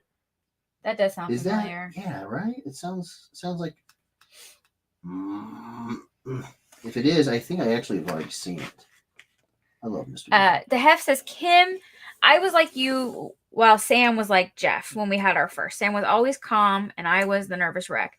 So I started singing Bob Marley's Three Little Birds. Nice. It soothed me and the boy to where it helped me to be calm. Yeah. Okay, I like that. You cannot have the baby calm if you are not calm. You have to get you right. Well, the Beatles make me calm, so maybe I'll have to. Oh, you better get some nice headphones. That's all I gotta say. Sniper Patel says #Jeff is the way. Oh. Dan says it's weird that the camera on his face is so clear, and it's not jumpy, but the art is. Well, it's because it's a whole different camera. One, and especially one that's hard line straight into my computer, and one that has to go through the Wi-Fi to get its signal, whatever it's seen, sent to StreamYards. Yeah. Scott Noon Jr., my 7-month-old calms down to don't worry, be happy. Don't worry. I like that. Be happy. Be happy. Don't worry, be happy now. Woo! Okay, we're going too far. I love that. You're going too far. You're going too far, Jeff. Michael Palmer, hashtag Jeff teaches kids show to say bad words. Yes, yes, that would be my show. It'd be like instead of being Barney, it would be like Barney from The Simpsons. I'd be like, "Hey kids, you want to crank call up?" No, that would be terrible. Andre says, Tina, my wife and I were foster parents as well, but we only took in teens. Oh wow! That's Good cool. night. I'm learning so much about you guys. Yeah, that is freaking awesome. Matthew Seward says, motto I learned in the Marines was Semper Gumby, always flexible. Hey, I like that. I like that. Tina says, Andre, I only adopted teens, but I took in anyone that needed me to take. It was a great experience. Glad you took in teens. Good Lord, you guys are just freaking love you guys. And so stuff like that, right? Like it's that kind of personality, right? That is rife in the Ed Weirdos. So can you blame me for wanting to find more people like you guys? I mean, it may never happen because you guys are pretty unique. I mean, obviously, but you know what I'm saying? Like, you hear something like that, and you're like, man, how sweet would it be to have more people that are like, you know what I'm saying? Am I making sense here? I just, what I'm trying to say is that you guys are freaking awesome, and I wish I could clone you guys. Get it? Spider-Man Clone Saga. Louis Garcia says, hello, Edward's family. Hope everything is good. You too, Louis. How are you doing, bro? We're doing good. Scott Newton Jr., I'm still feeling the rush from last week's win. It would be super crazy to win 2 weeks in a row. Wink, wink, nudge, nudge. Oh, there you go, Scott. He's working that. Chris Mitchell says, I don't know. I kind of thought I heard Spider-Man Jr. See? Oh, now I'm agreeing with Mitchell. Johnny Blaze says, hey, everyone. Hi, Johnny Blaze. What's going on, bro? Misty Lauren says, Stasia started teething, and I had two bottom teeth at 3.5 months. At 3.5 months. Really? Dang. Stasia. Talk about an early chomper. Yeah. Wow. Roger says, Jeff, I never got my ideas in recently for them. Do you have more Poe blanks? I think I used them. I have a list over here. So but I can get more Poe blanks. Trust me. I can get me more Poe blanks. It ain't like everybody's rushing out to get, Poe Dameron blanks, and they're not going to be sold out. So if you got ideas, that's a good idea, Misty. Yeah, I just talked to my mother-in-law about some possible teething options to put in the freezer. Yes. Missy says we battled it by keeping her pacifiers in the freezer, so she could gum them and it wouldn't bruise her gums. Nice. Cliff Jones says the camera always focuses on the largest object. Trying to say I got a big old dome, Cliff? Misty says, so Jeff's head? My gigantic dome? Charmaine Park says, hey, all. Hey, Charmaine, what's going on? Chris Mitchell says you could get a new camera easily if you sold a couple commissions. Mitchell. I mean, he's spitting that truth right now. Dennis the Minute says, I was thinking the same thing. Dennis, don't join in. Et tu, brute. Matthew Seward says Johnny Dangerously is an amazing movie. But is it Rowan Atkinson? Is it Mr. Bean? Hold on. Okay. David Mansell says Johnny Dangerously had Michael Keaton and Peter Boyle. It is one of the funniest movies I have seen. It came out in 1984. I might be completely wrong. I don't think that. I might be completely wrong then. Let's see. Yeah, she's looking it up. We're gonna get this figured out.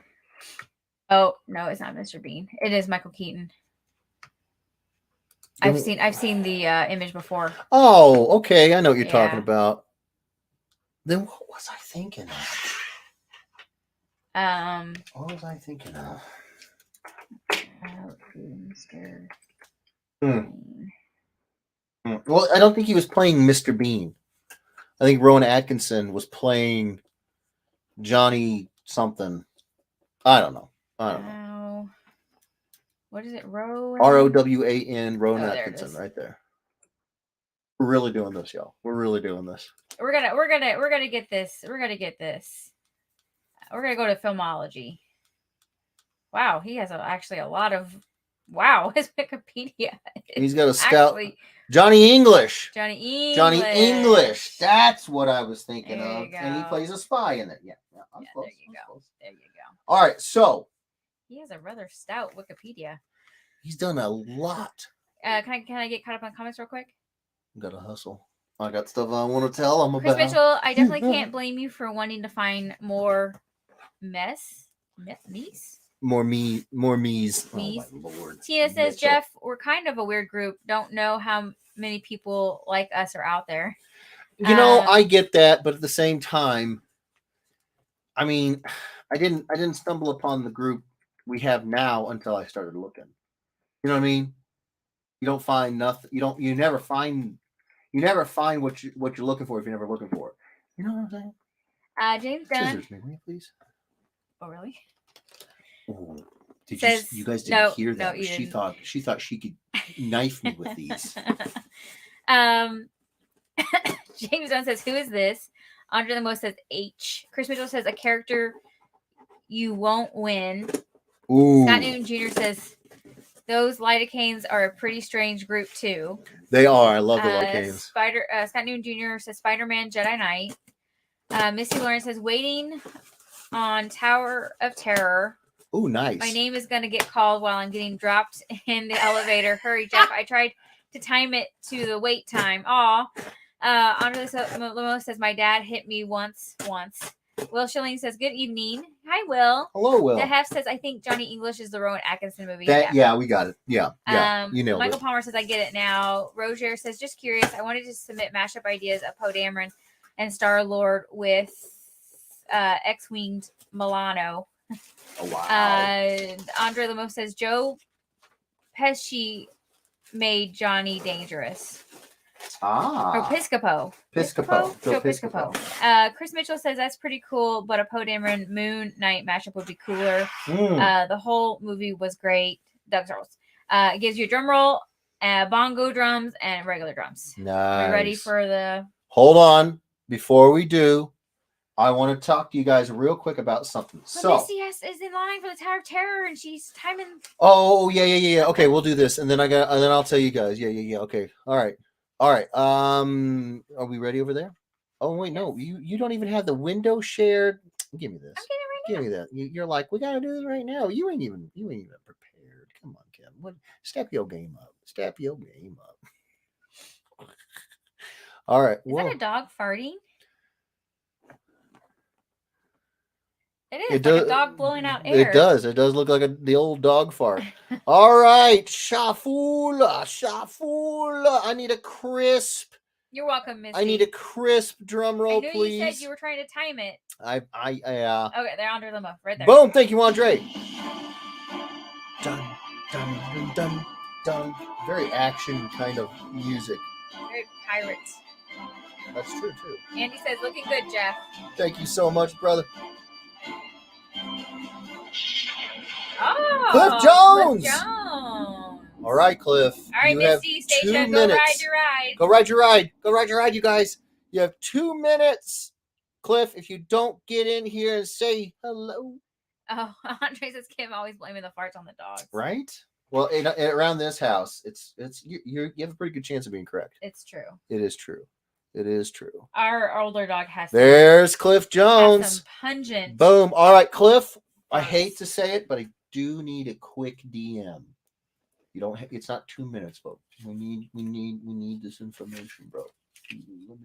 Yeah. Now, Cliff, what do we need from you? We need your name, your address, your email address, and if you would like this colored, and if you like this graded. If you want this colored by me, it's $60 extra. If you want it from Steve, it's $50, and Steve will invoice you. If you want it graded, Dan's cost is $75. $75, and he will invoice you as well. If I'm sending this to Dan for grading or Steve for colors, and then maybe Dan afterwards, whatever. If I'm sending this to somebody and not you, Dan takes care of the shipping. If I'm coloring it and sending it to you, or if I'm just sending it to you as is, I do have to ask for $12 shipping. Please. Thank you so much. Thank you. So that is Cliff. Congratulations, bro ham.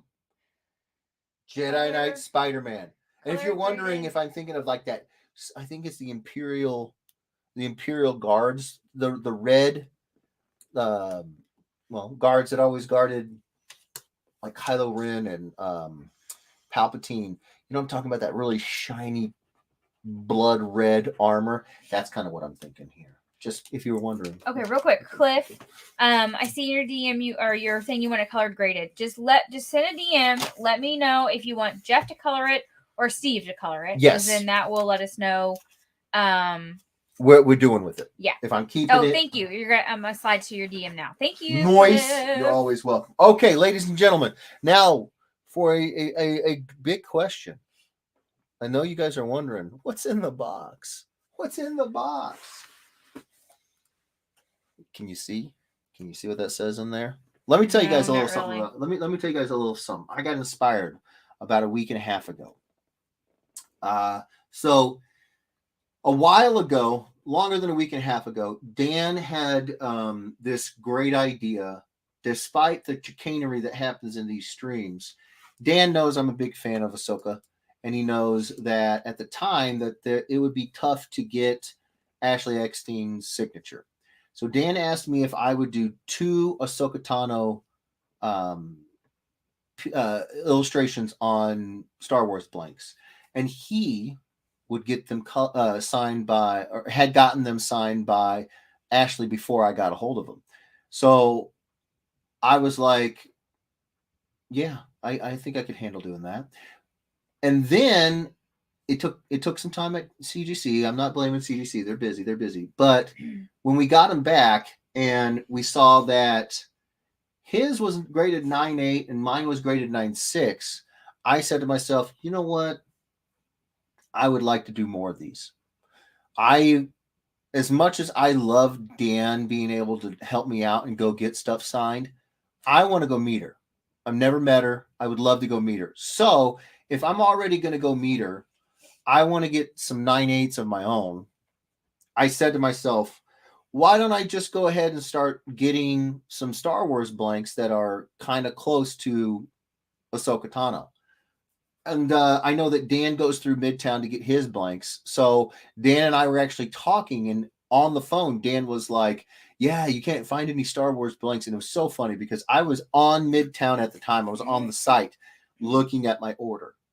And I have, in this box, I have books, and I have plans for what I'm going to do with these books. So I don't know which one. I did order 2 books. I don't know which one this is. So here we have Near Mint, Vader Down. So I have 10 of these now. I have 10 Vader Downs. And here's how many times I plan on seeing Ashley Eckstein. GalaxyCon Richmond, Planet Comic Con, MegaCon Orlando, Columbus. I think we're doing it. I think we're going to meet there too. I think I'm going to meet her 4 times this year. So what my plan is I'm going to see if anybody wants me to do a commission of Ahsoka Tano that I will then get signed. I will then send it off to Dan for grading, and we will get it back, and hopefully you guys want it. I'm thinking about doing a situation like, so Dan had this idea that we would do like whatnot at the cons, but I'm thinking, since I haven't gotten my whatnot set up yet, and I might not actually have time to get it set up before GalaxyCon, just reaching out to you guys and seeing if you guys, it won't be many. It'll be like 2 slots because I'll have like 2 books. That's, I can only get 10, and maybe I can get more. I don't know, but like Dan said, it was hard to get these as it is, and so I'm thinking 2 or 3. The other thing I'm going to do is Matt Latner is the voice actor for Darth Vader in Anakin Skywalker, and so I plan on taking some of these Vader downs as well and doing the animated version of Darth Vader and going and getting him to sign them. I might have both of them sign both of them, so have Ashley and Matt sign both, no matter if it's an Ahsoka or a Darth Vader. I don't know. I had this idea. I'm gonna be, strangely enough, I'm gonna be at a lot of shows that she's gonna be at, and I was trying to build in some excuse to go and meet her for the first time. So, and then the second, and then the third. So, I got stocked up. I got inventory. So, wait.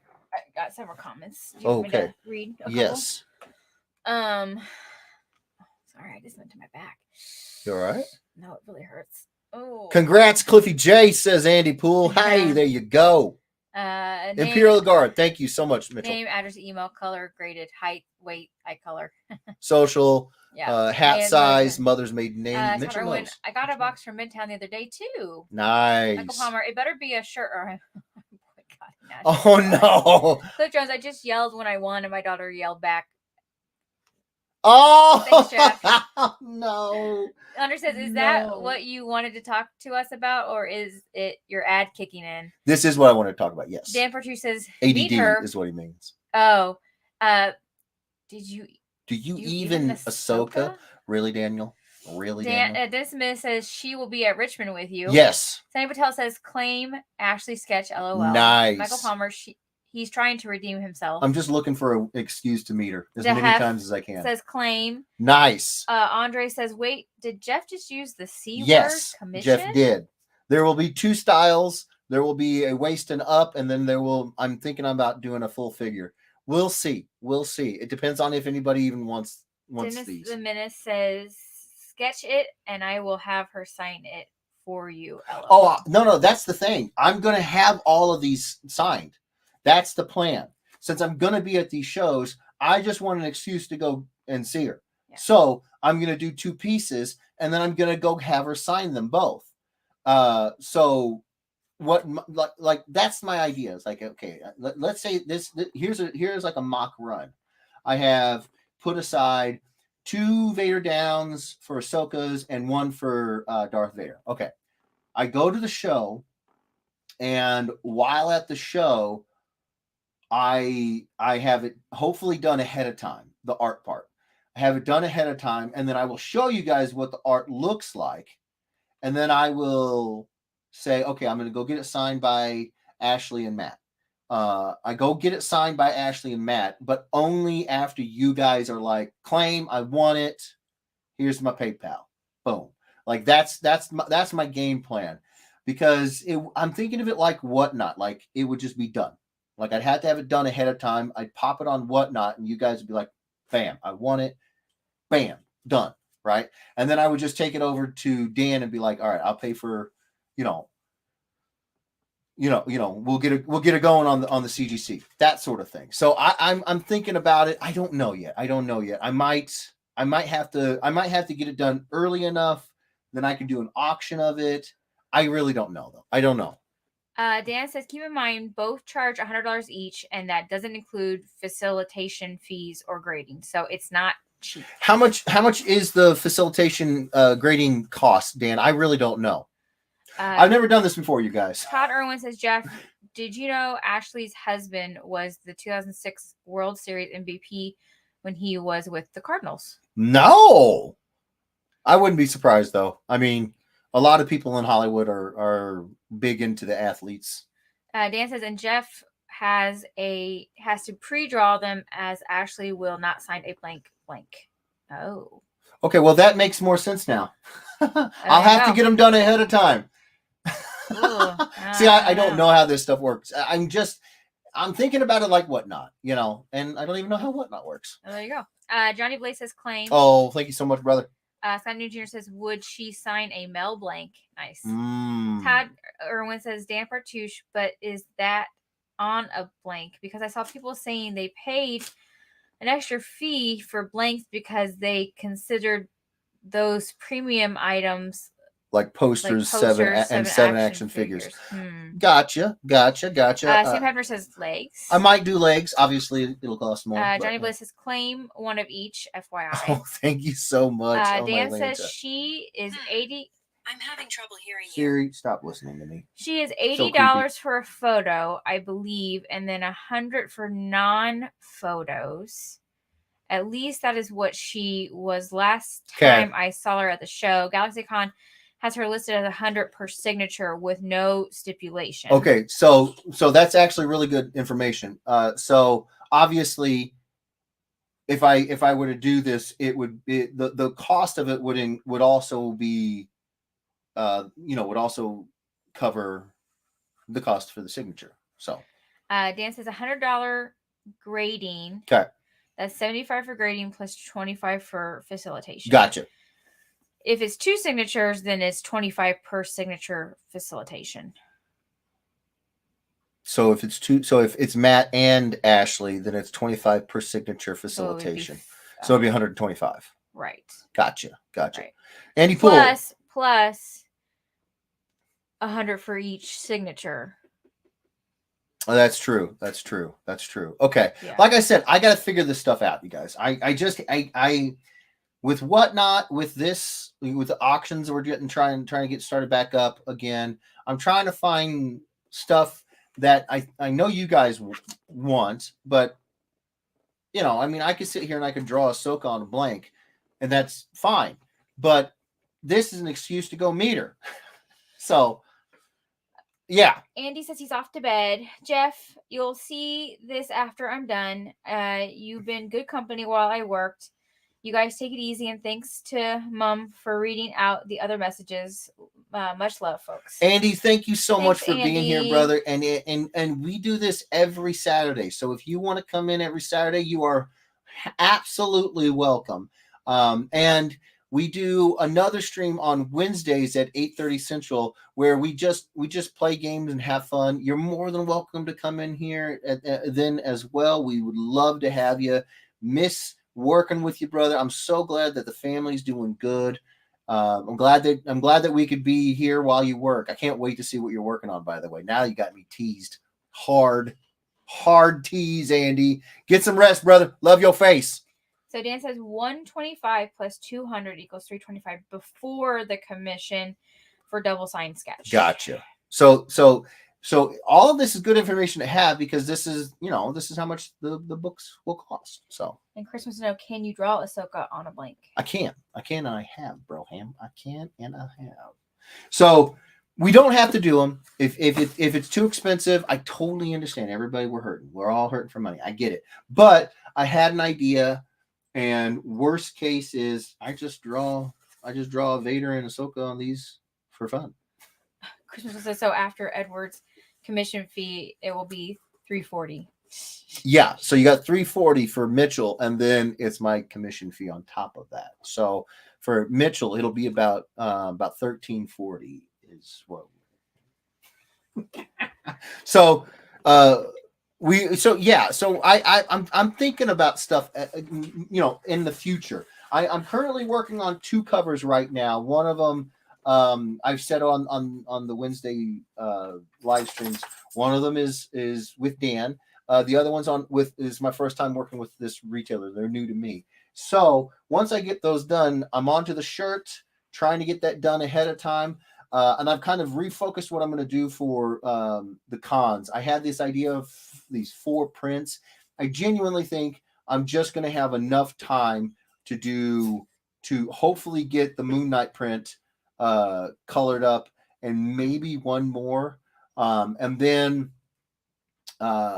get my prep work done for the show, for GalaxyCon. So we'll have the shirt. Hopefully we'll have the shirts ready in time, and then one new print.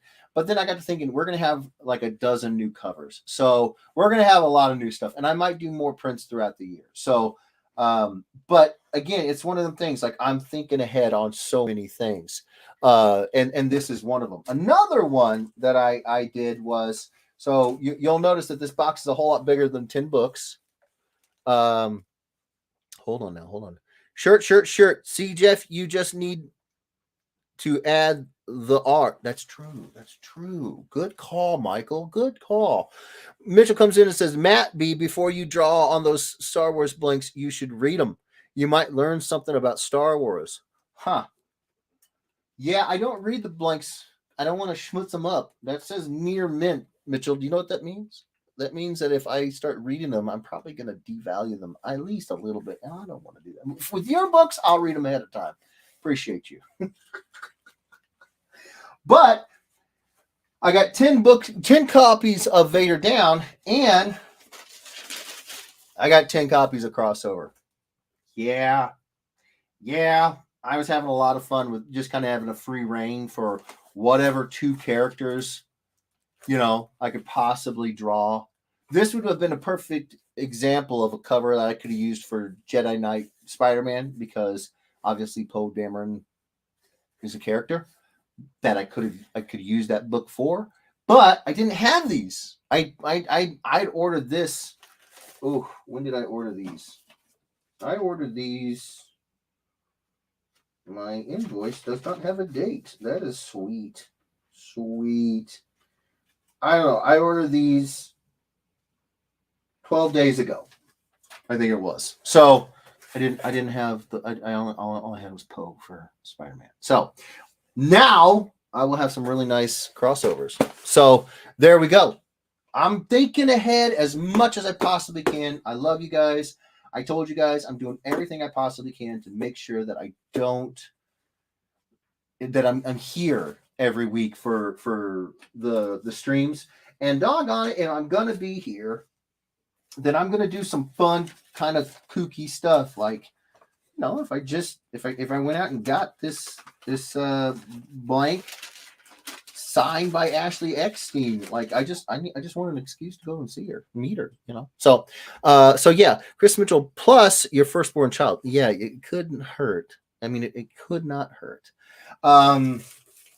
So yeah, now I have just gotten another box in, but I'm not sure if it's okay to open because it is from a certain a Daniel Apatouche, and I don't know what's in this one, and I don't want to open it up and it be like Dan be like, no, don't open that on screen. So, Dan, if you're still in here, are you okay with me opening this up on screen? You guys thought you were going to get one unboxing. We may get 2. I don't even know. You think we have a plan going into this? There's no plan. We just kind of freewheel it, You know what I'm saying? Dan, what do you think? Unbox number 2. What do you think, Dan? I'm just looking at the chat. Dan, what do you think? What do you think?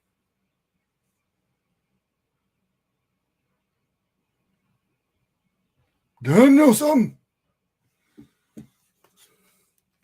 I don't think Dan's in here anymore. I think we lost him. I think Dan tapped out. Wow, that is choppy. Oh, that's choppy as all get out. Paging Mr. Partouche, right? All right. Well, what we're going to do is while we wait to hear from Dan, I'm going to hold off on the box. If you could set these over there, my good lady. On the table over there? Yes, please. I think.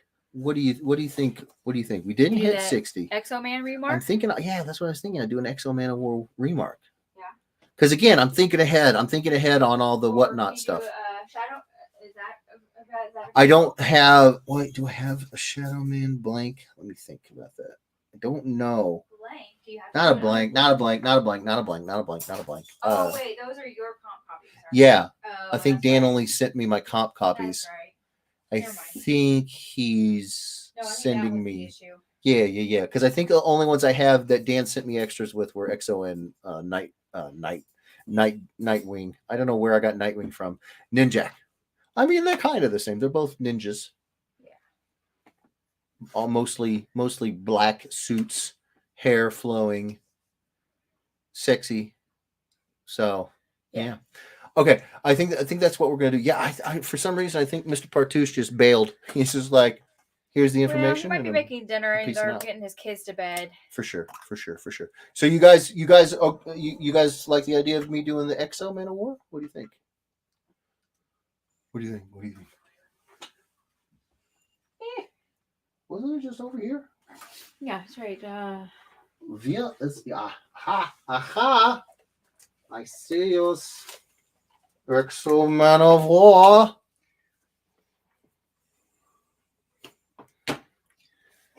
Whew, I got cold all of a sudden. Yeah. Well, sun's going down. Ooh. Oh. Tylenol kicks in soon. Yeah. I don't know. I think I tweaked my back. Yeah, I see. Dennis the Menace has got to jump off. Thanks for everything. Sent you an email with a question about Rich. Oh, okay. I haven't had a chance to check my emails. I will check it ASAP. Thank you so much, Dennis. Joshua Sanders is over on the YouTubes. What did you miss? You missed me working on a Jedi Knight Spider-Man that Cliff Jones won. Check it out, Broham. Check it out. Oh, that is chop suey choppy. Oh, so choppy. There you go. Yeah. Spider Knight, something like that. Jedi Spider Knight. I also talked about the con season. Josh, this directly affects you, and I got some bad news, brother. I hate to say it, but I got turned down by Nashville Comic Con. They said they could not guest me to the show. So that sucks. So unfortunately, I'm not going to be able to make it out there this year. I've already signed on to do a butt ton of shows, probably the most I've ever done. And that one I wanted to go in no small part. I mean, a big reason why I wanted to go to that one was because of you guys, the Sanders family. But yeah, they said they couldn't afford. They talked to their committee. They said they couldn't afford to put me up and fly me out there, and so unfortunately I can't do that show this year. But oh no, Josh, Jesus, he is mad. Aww. Oh, buddy, but no, here, don't be mad at them. It does happen. They're a small show. They only have a certain amount of money that they can budget out. I get it. They said next year they might be able to get me in. So I'm basically the next week after the show's over, I plan on reaching out to them and saying, hey, try to pencil me in for your guest artist for next year. So I'm hoping that next year they can get me in. But here's the thing, for this year, I know it's not Nashville, but I am coming to North Carolina. I'm going to Heroes Con. Hopefully you guys can make it out there. I know it's not the same. I tried. They couldn't afford it. I get it. But I still, if there's at all a way, I would love to meet up Dan's with you back. guys. Oh, Dan's back. Okay. He had to put the kids to bed. That's what I thought. That's what we thought. So Dan, I'm pasta. What's up? I'm here, K pasta. Oh, wow. Probably yeah. Oh, the Kid Sanders. Hello, all the Kid Sanders. I'm so sorry about the bad news. Hopefully we can still see you guys at Heroes Con. I would love that so freaking much. I know, like I was saying earlier in the show, whenever I'm looking at, like, back when I was doing the prints and I was sending those out, and whenever I send out any of these to the Ed Weirdos, a lot of y'all live out there in the Tennessee, Kentucky, Carolinas, yada yada yada. You guys live out there. A lot of people live out there, and so I really wanted to go to Nashville because it was a good spot. We just couldn't do it. But I am going to Heroes. So if you can make it to Heroes, I would love to see you guys. I know it's not the same, but hopefully for this year we can get close, and the next year we can actually go to Nashville Comic Con. I'm hoping. I'm really, really hoping. Dan wants to know what you need.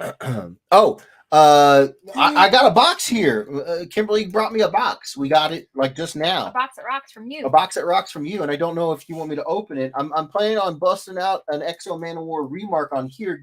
I'm getting ready for whatnot stuff. Wow! Right as I take a break, my dog farts. Yeah. Wow. Oh, sure, it's all your Oh, snap! Then we are cutting that bad boy off. It's like it's your books. Can you You need the scissors again? Yeah, but I can't reach. It's I'm in a Give me a high second. chair. Give I'm me in a a high second. chair, y'all. My tummy's not feeling good right I now myself. know. So give me a second. It's your while books. I- Nice. I know, Kid Sanders. I'm so sorry. I tried.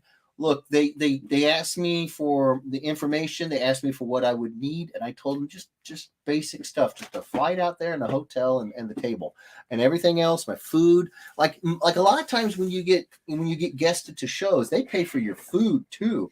I was like, don't worry about that. I'll bring food money, but if you can get me out there and you can get me somewhere to stay and a table, I'll bring all my stuff. I'll pay for my food. And they said, okay, well, we got to run it by our committee. They have a committee. I'm assuming a financial committee, and they said because it's so close to the show date that they've used their budget for the year. And so I said, okay, I get that. So yeah, I what's the dates for Hero? I'm looking it up right now. Thank you, Kim. Thank you. We're looking it up, you guys. We're trying to get out there. June 24th to the 26th. June 24th to the 26th. So, yeah. I know it's not Nashville, and trust me, I want to get out to Nashville so freaking bad. It's funny. I'm a big fan of Mike Rowe on Dirty Jobs, and I just found out that the new season is up. And the most recent episode I just watched was was filmed in Nashville, and I was just sitting there like, I was like happy, but at the same time, it kept reminding me of Nashville and you guys. Aww. And I was like, Sam says tickets and hotel books. For nice. Heroes. That's awesome. Nice. I love it. I freaking love it. All right. So Dan always has the best packing. I mean, seriously, that's not cheap stuff. That's the good stuff. I could probably roll over that with my butt and I'll be nice and cushy and smooth. Yeah. All right. Get this. Tina says, I wish you would do the Tampa show. Steve and a lot of the Live Decanes will be there. Okay, when is the Tampa show again? If I remember correctly, I think that's on the same weekend as another show. Isn't that right? When is that show, Tina? I can't remember if that was the reason. DeHef says, I finally get a bear hug from Jeff. Yes, sir.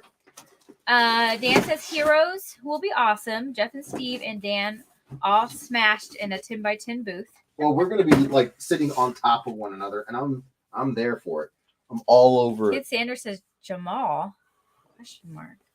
Jamal? July 29th through the 30th. Oh, yeah. You had another show then. They did. Was it Comic Palooza? No, it was another show. Fountain City. That's what it was.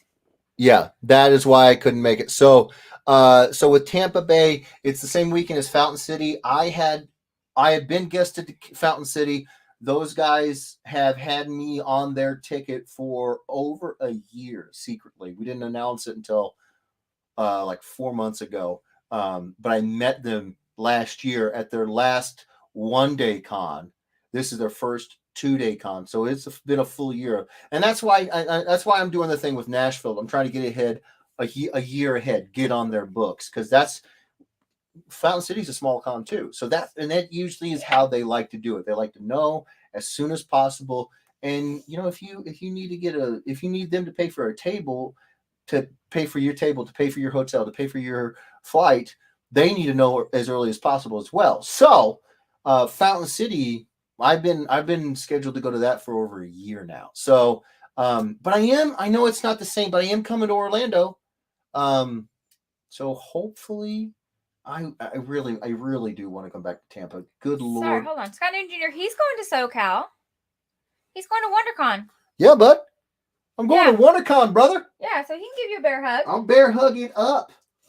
Yeah, he's booked. Flights are booked. Hotels are bought. Booked. We're going. Yeah, he's gonna go to WonderCon. He's like, what? Yeah. Yeah, I'm gonna be there. Yeah, dude. WonderCon. Yeah. Tia says, Dan, book Jeff for Tampa next year, please. We like Tampa too. We love. Oh my gosh, we love Tampa. Dan says, I love Tampa. I'll be missing it this year. all my crew will be at Raleigh GalaxyCon, and I'll be stuck home with kids as my wife is going to Greece for her sister's 40th birthday. That was the other thing. Dan wasn't going to be there because not Richmond, GalaxyCon Richmond, but GalaxyCon Raleigh, North Carolina, is that same weekend as Tampa. So there's 3 shows going on, and we're all three going to be in different places. So is Dan not going to be at So Dan's Raleigh? not going to Raleigh, and he's not going to Tampa because he's got to be at home with the kids because Mrs. Partouche has got a previous I'll be going to Greece. thing. That'll be fun. Maybe you can do the St. Petersburg Con next year. Let me know as soon as you can. Send me a DM about that. If it's another small con and I can get in like a year ahead of time, they love that stuff. I would love to come to St. Petersburg. I've been to Miami Beach. I've been to Fort Lauderdale. I've been to Tampa. I've been to Orlando. I've been over a good portion of Florida, but I've never been to St. Petersburg. I would love to go. Scott Newton Jr. says, now I got to figure an elaborate Ocean's 11 style heist to get tickets. I don't think they've started selling the tickets yet, so you don't have to. Oh, I pulled the wrong one out. Oh no! What? What's wrong? Why is it the wrong one? Because now I just want to look at it. Dan says, I'm stuck at home. Lord. I'll be live streaming to aid Misty Lawrence at Raleigh. Oh, Nice. Oh, damn. But you're not going to Raleigh either. No, that's the same. That's Fountain. It's the same weekend as Fountain. Yeah. That's right. Oh, you guys, I'm seeing these for the first time myself. Look at that. Man. Never in a million years. All the Usagi Yojimbo I've read and collected over the years, never in a million years would I have thought I would have something to do with the character. But here it is. Anaheim. It's in Anaheim, Scott. Yes. WonderCon is in Anaheim. Yes, sir. Yeah. My gosh. Missy Lawrence says, Dan Partouche, we are going to have the wonderful Wizard of Dan. Yeah. Missy, how was the ride? How was the Tower of Terror? Because of the wonderful things he does. If I ever rode that ride, I don't know if I could do it. Oh, you'd be fine. You'd be fine. I am afraid of heights. Come on. Ooh, baby. Todd Irwin says, look at that sexiness right there. At that. Oh, sweet Christmas. Is there more, Dan? Good Lord. Okay, so we got more Supermassives. Okay. More Supermassives. And then Usagi. So it's these 3 books, Dan? You have the triptych? No, that's the thing. It's per cover. So this monster, I'm not going to open it, but you guys can see it's perfect bound because it's a monster sized book. I don't know how many pages is in it, but I haven't seen the back. Let me see the back. Dan says 4 books. There should be 2 Usagis in there. Look at the back of that. Sexy. Can you hear me? I did. Yes, thank you. Good It's massive. It's massive. It's super massive. Joshua Sanders, thank you for asking. What's up? He's wanting to know how JJ's doing. I know everyone else has already heard. He's not feeling too hot the last, I would say. Sorry. It's the trade dress and the Virgin. I got you, Dan. I got you. Thank you, Dan. Thank you. Sorry, go. Sorry. He hasn't been feeling great for probably the past 72 hours, you'd say? Yeah. 72 hours? Yeah, a few days. Just a lot of tummy issues. He seems content up to the point of like trying to get some sleep and stuff like that. And he really fights it. And he's just not feeling really good. You can tell. Oh, wow. But yeah, thanks for asking. So Dan told me to look at this gatefold in the middle of the book. Dan says running out of room didn't include the other Shadow Man. Tina says Dan sends the best packages. He really does. Look at that. Misty says we thought it was going to start moving, but still waiting. It had broken down earlier, so they have had a rush of Lightning Lane people gum it up. Ooh. It broke down earlier? You're still going to ride it? Brave souls. Brave souls. I would say no. Yeah. Todd Irwin, super massive, you might say. Super massive. Oh, he says super massive. Oh, you wow. might say is super massive, LOL. It's got a super massive to it. Dan says you should check out the middle of the book. I just did. Full That is so super massive. Sick. Dan says no spoilers, just a cool spread. Yeah. He says about to be running across the park to pick up a dark saber for a friend of ours. Wait, what? Missy says I'm secret shopping for him. Wait, what? I've heard about somehow you can create your own lightsabers at this workshop place, but nobody said a dang thing. I almost did it again. Another dime. A doggone thing about a dark saber. What? Misty, I'm going to need digits, as in how much these cost. Missy says broke down could be anything from a system reset to someone lost a phone. Oh, okay. So it's Thank you, Dan. It's a loose term. Joshua Sanders says, "Dang it! Sorry to hear that. You guys have our purse. Thank you. Thank you, Josh. How's your Thank family you guys. doing? Yes, how How's are you guys doing? Doing. Yeah, hopefully you guys are doing good. Hopefully the weather is doing better out there for y'all, and y'all can actually get out and do stuff. Michael Palmer says, "Super what, Jeff? Super, that's $1 in the jar." I said super massive. I'm gonna. So if anybody doesn't know, I don't do like a lot of artists do, where they sell their comps. I might at some point later on, but right now I take a gold paint pen. It's the only time I sign in gold. Every other time I sign in silver, black, any other color. But that's how you know that you're getting a comp copy of a book from me, is that I've signed it in gold, and I'll have a 1 out of 10, 2 out of 10, 3 out of 10, 4 out of 10. But my goal is to actually save these for JJ.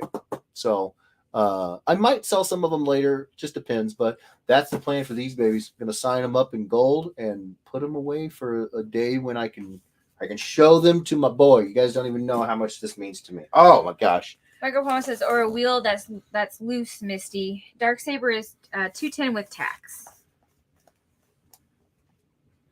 Hold on. What? Can't make it just purchase along with other hilts known. You can't make it. You can only purchase the Darksaber. It's $210 with tax. You don't have any way to take pictures of Darksaber, Misty? Do you? I got $210. We'll put it that way. To rule Mandalore, I got $210. Just saying. All right. Let's do a remark. Yes. I'm sorry. I got so sidetracked by that. Thank you, Dan. Thank you. So jazzed. Are you a DJ?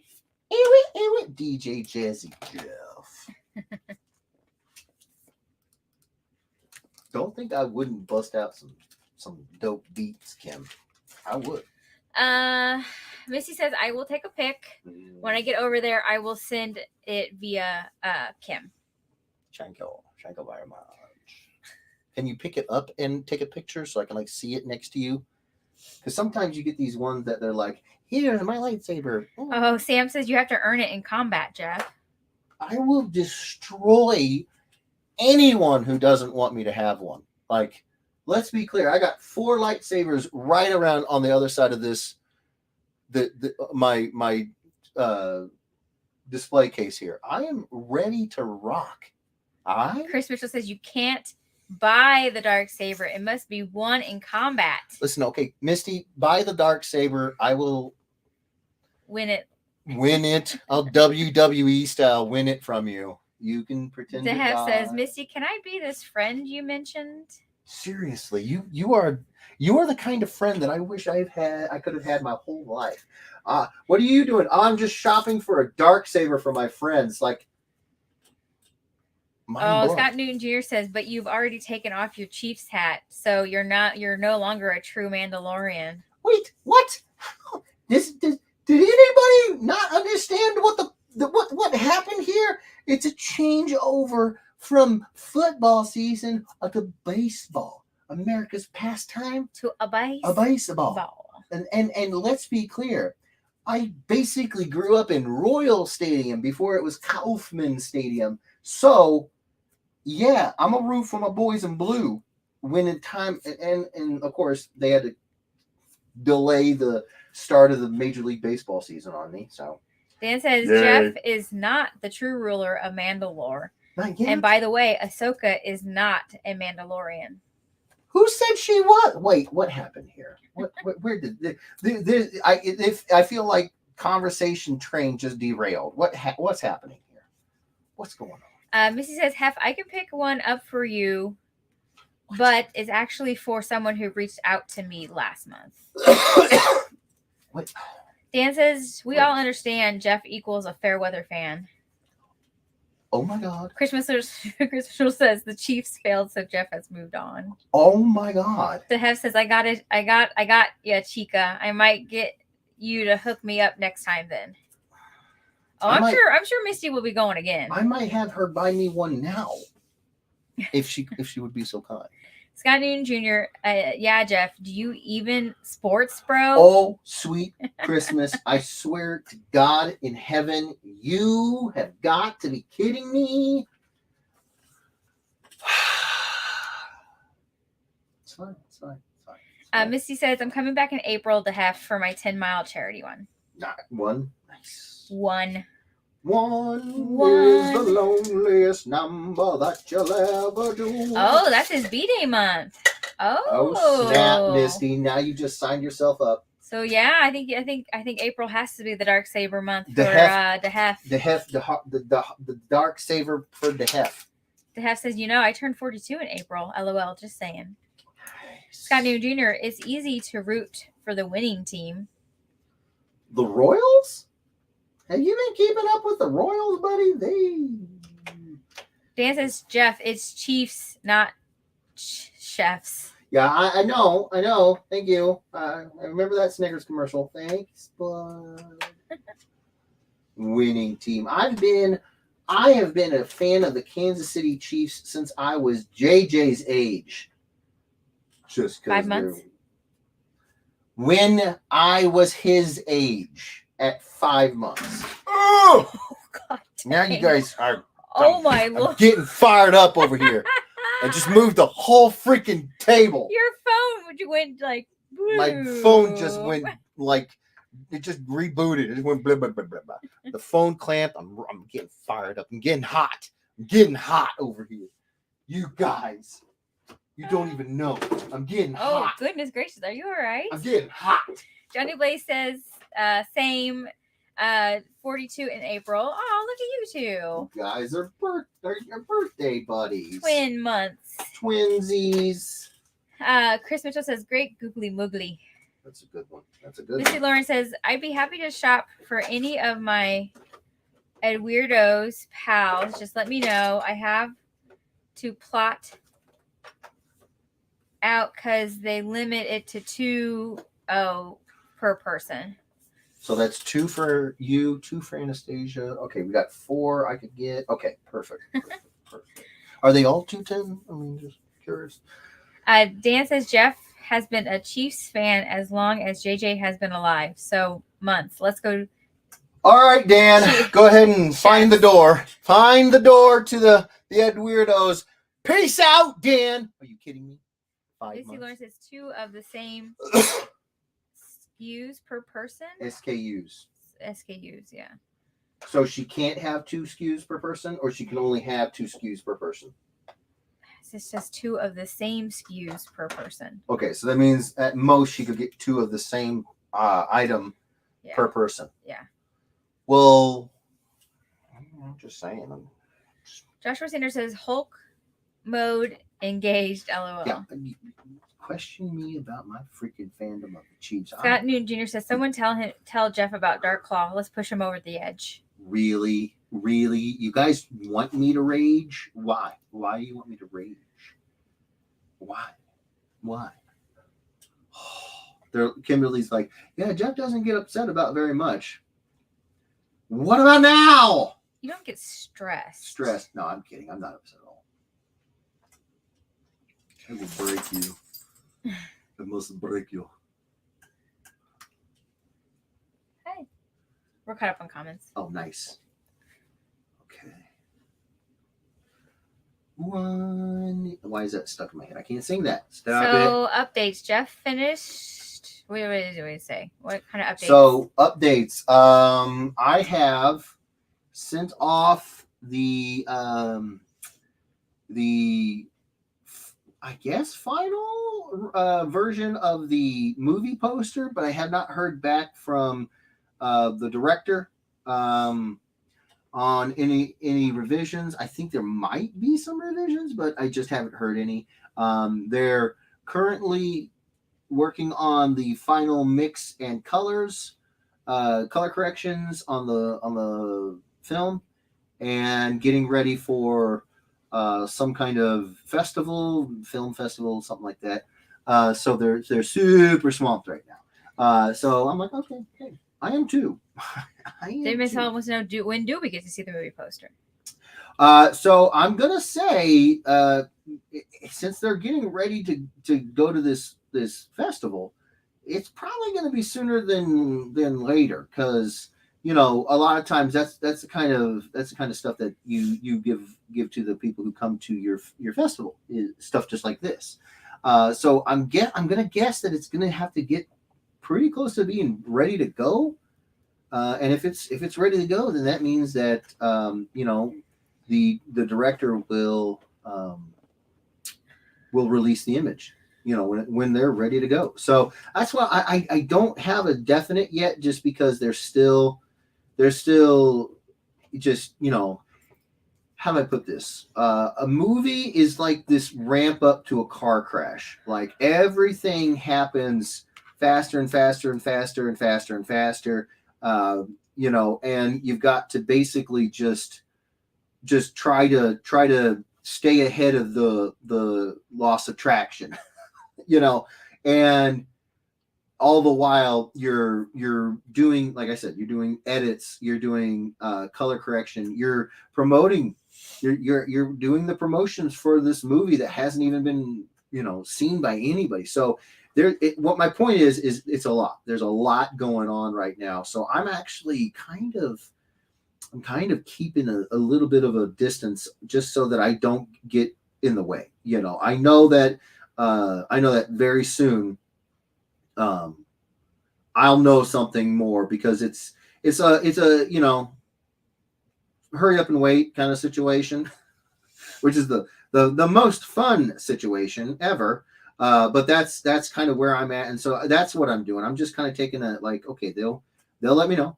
They'll let me know when they want to announce it, and show the artwork. So as soon as I know more, trust me, you guys. I spent a month on this freaking thing. I stared at one image for a doggone month. I'm ready for it to be seen. So as soon as I know something, I will definitely let you guys know. But yeah, they're just neck deep in the well, I can't say that word without giving away a dime. So they're in the stuff. They're in the stuff. So Dan says, any movement on the homage cover with the logo change? So I talked to them. They said you are good to go. So I'm actually, I got approvals to do it. So yeah, we are in the clear, so to speak. Now I just gotta, I've actually, since it took a little bit of time to hear back from them, I actually, got some work started on the other cover, for the other retailer. I got that one started up. So I'm going to finish up that cover, and then I'm going to jump on to the homage piece. So we are banging them out, kind of simultaneously, which it's kind of fun. It's a lot of fun, actually. So, Chris Mitchell says, "Do you have any stories about any celebrities you've met, Jeff?" We actually do have a couple stories. I do. You have a lot of stories about like Ron Perlman and oh man, Jason David Frank man. and how's that go? oh my gosh, Dave Walker, Wesley Snipes. no, his name's escaping my brain right now. He's in Hellboy. He's in Doug Jones. Doug. I knew it was a D name. Name started with a D. Sure did. Doug. Sure did. You got Doug Jones. You got Billy Piper. Yes. Which celebrity do you mean, Chris? Scott Newton Jr. After the movie has been out for over a year. Right. Chris, No. It's what it is that the movie poster, you know, its intention, the whole reason it was made was to be a promotional item. So it's definitely going to come out very soon. It's just I don't know what very soon looks like because, you know, they've got so much that they're trying to get done in, you know, no time basically. So. Scott Newton says after the movie. Oh wait. Chris Mitchell says so. 16 months before Jeff actually watches it. Jeff. Oh, I've seen it. I've seen it. I'm the only one who's seen early cuts of it, Mitchell. Yeah, so Jeff got like backstage pass. I got it. I got all the information, bro. Miguel says, "Does Edwards ever stop yapping?" Oh my God. And Chris Mitchell said no. Oh my God. Rude. Louis Garcia says, "My copies of Usagi just got dropped off. Oh, the cover nice. is fire, Jeff. That's Aww. what a ninja rabbit is supposed to look like." Thank you so much, bro. I appreciate it so much. I tell you, it's stuff like that is straight up just like you never want to try to give yourself that kind of crazy hope like, yeah, I'll draw an Usagi Yojimbo cover one day, because your best chances are going to be that no, you won't, you know. You should say what Maui says. Straight up kooky dukes. This is true. He says it now. I can't get it out of my head. Straight up kooky dukes. The ocean is straight up kooky dukes. That's great. Oh, but yeah, it is. It would to allow yourself to hope for that is straight up kooky dukes. But it happened. Joshua Sanders says, "What about the time you met David Tennant?" Oh, Josh.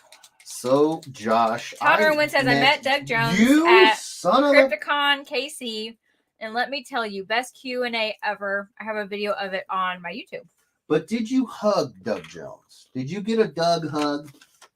Jeff did. If you didn't get a Doug broke hug that man in half and pick up that frail frame of his off the ground and give him a monstrous squeeze, I don't think you really met him.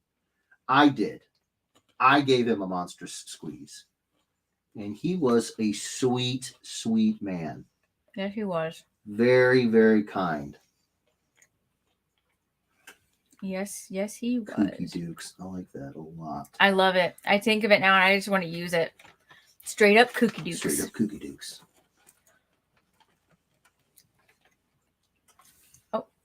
Oh, your video froze for a second. I was like, what's going on? No. Cat. No. No. Come on. Get your giant dome out of the video. What are you doing? Andre says, "A question for you both. Ooh, what's up, What bro? has surprised you most about parenthood?" That's a good question. Ladies first. I think, like I told Jeff today, which I didn't just tell Jeff, I cried to Jeff today. She was a mess. I think just how fast he's growing. Like, he'll be 5 months on Monday, and it's just like He's grown too fast. She's like, slow down, kid. Slow I'm down. like, slow down. Let your mama enjoy this. Right. And I think it's hard because he does go to daycare. I'm going to try not to cry. Sorry. It's okay. You guys are going to hear her get real blubbery real fast. You guys have never heard me cry.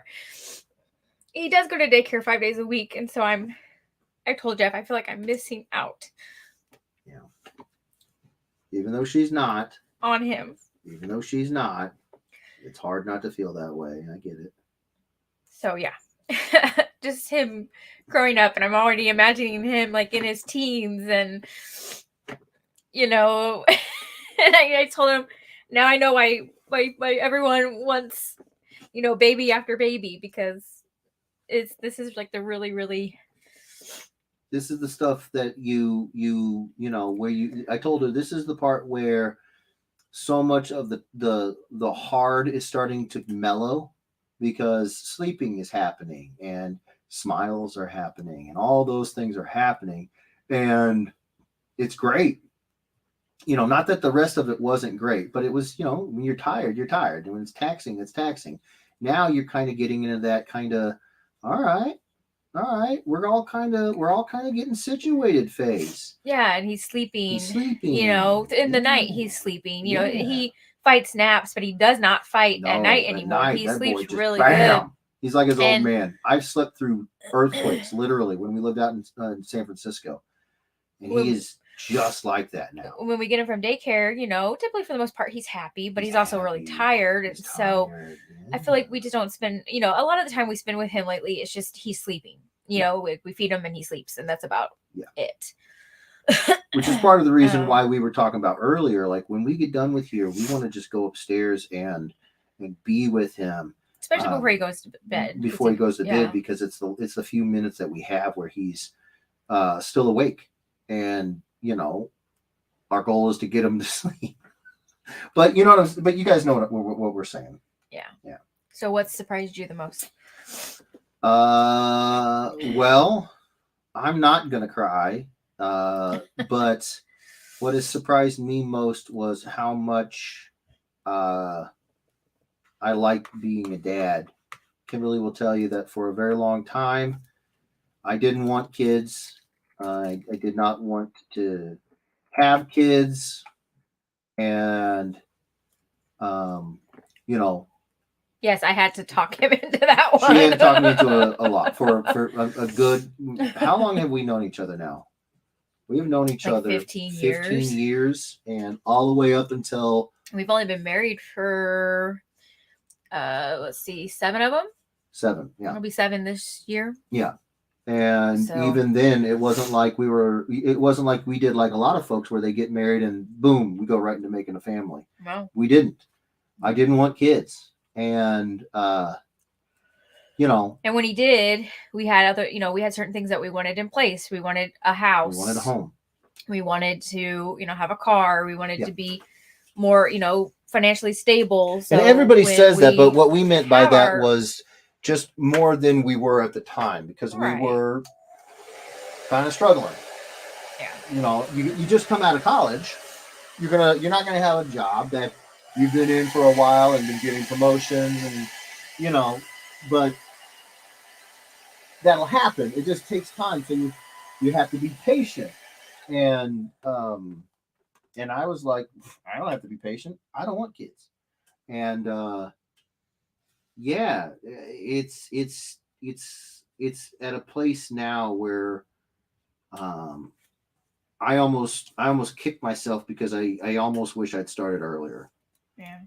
It is so I and another thing is, so everybody who spends any amount of time with me will tell you I work really, really hard at keeping myself emotionally balanced, keep myself under control, have done that for a very long time.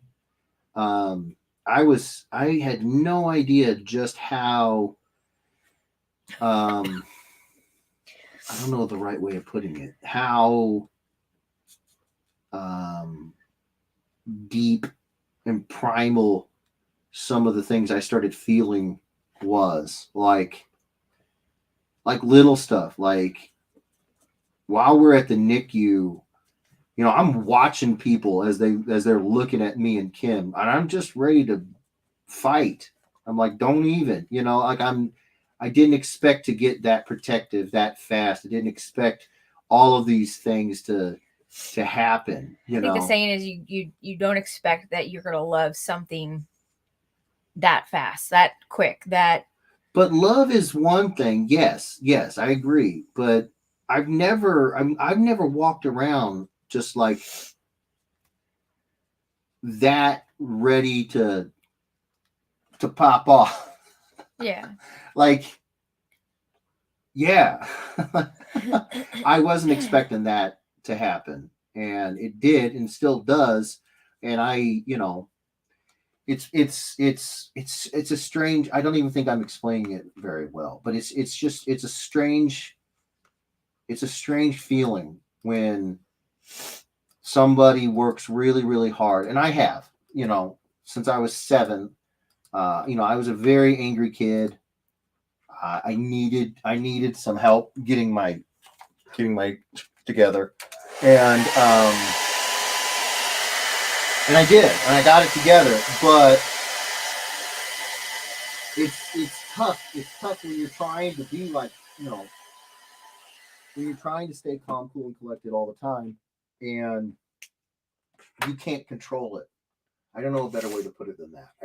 I had no say in my own responses to absolutely nothing. Like people doing absolutely nothing wrong. They would be watching me and Kimberly walk into the hospital, and I'd be sitting there like, who are you looking at? Like ready to go. The things that were running through my head, I'd have to spend a lot more than a dime if I told you guys what was what I was thinking. And I don't have any logical reason for it.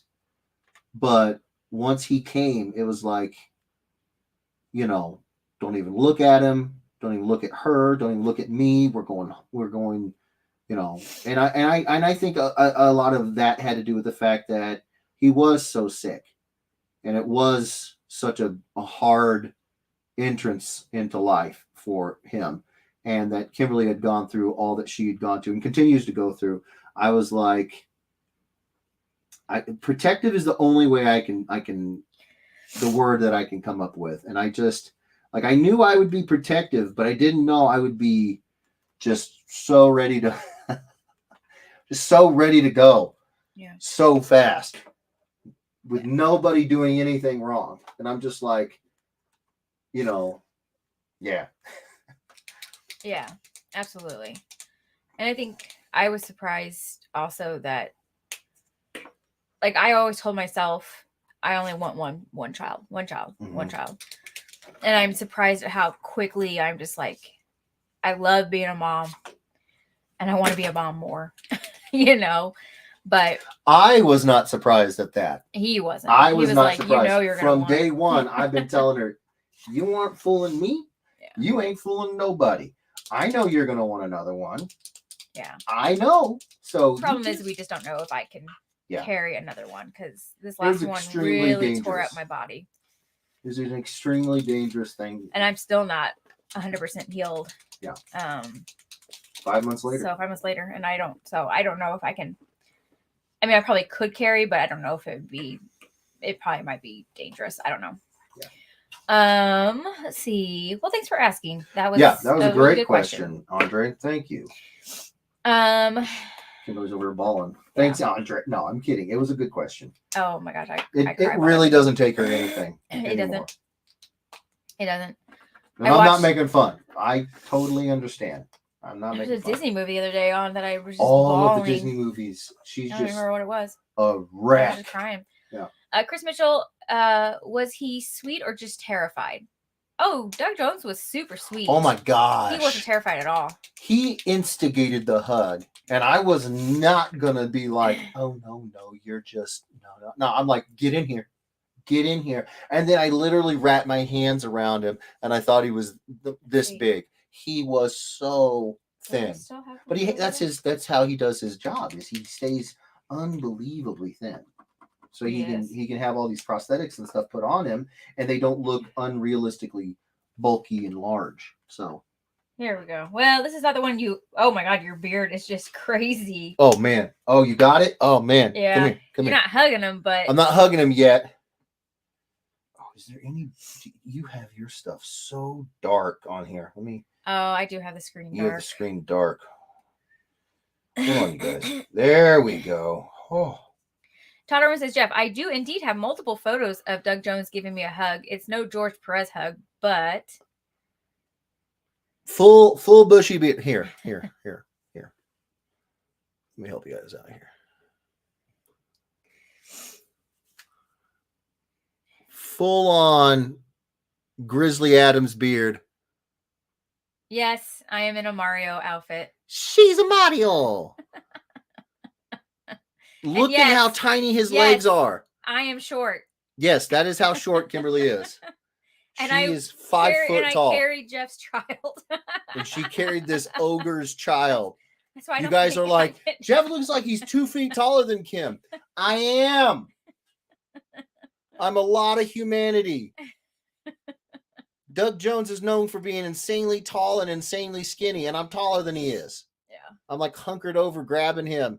But you talk about an absolute sweetheart. Just the kindest There, have we shown this one yet? soul. Oh, give me that one. Oh crap, I'm dropping pins. The beard is in full effect on this one too. Not as intense. Yeah. I am a giant amongst men. That is JDF. Freaking fantastic. And yes, Kimberly is really that short. Hold on. What is this one better? Which one's better once it actually like catches up? That's good. That one's pretty That's good. decent. There's no reflection. So yeah.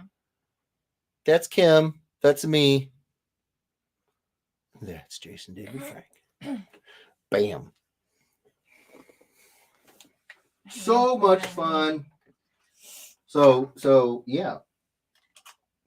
Oh, and one more Oh. before you change out the view. Oh, this one was awesome too. Hold on. Oh no, I had it right. You were right. You were right. You were right. Fine.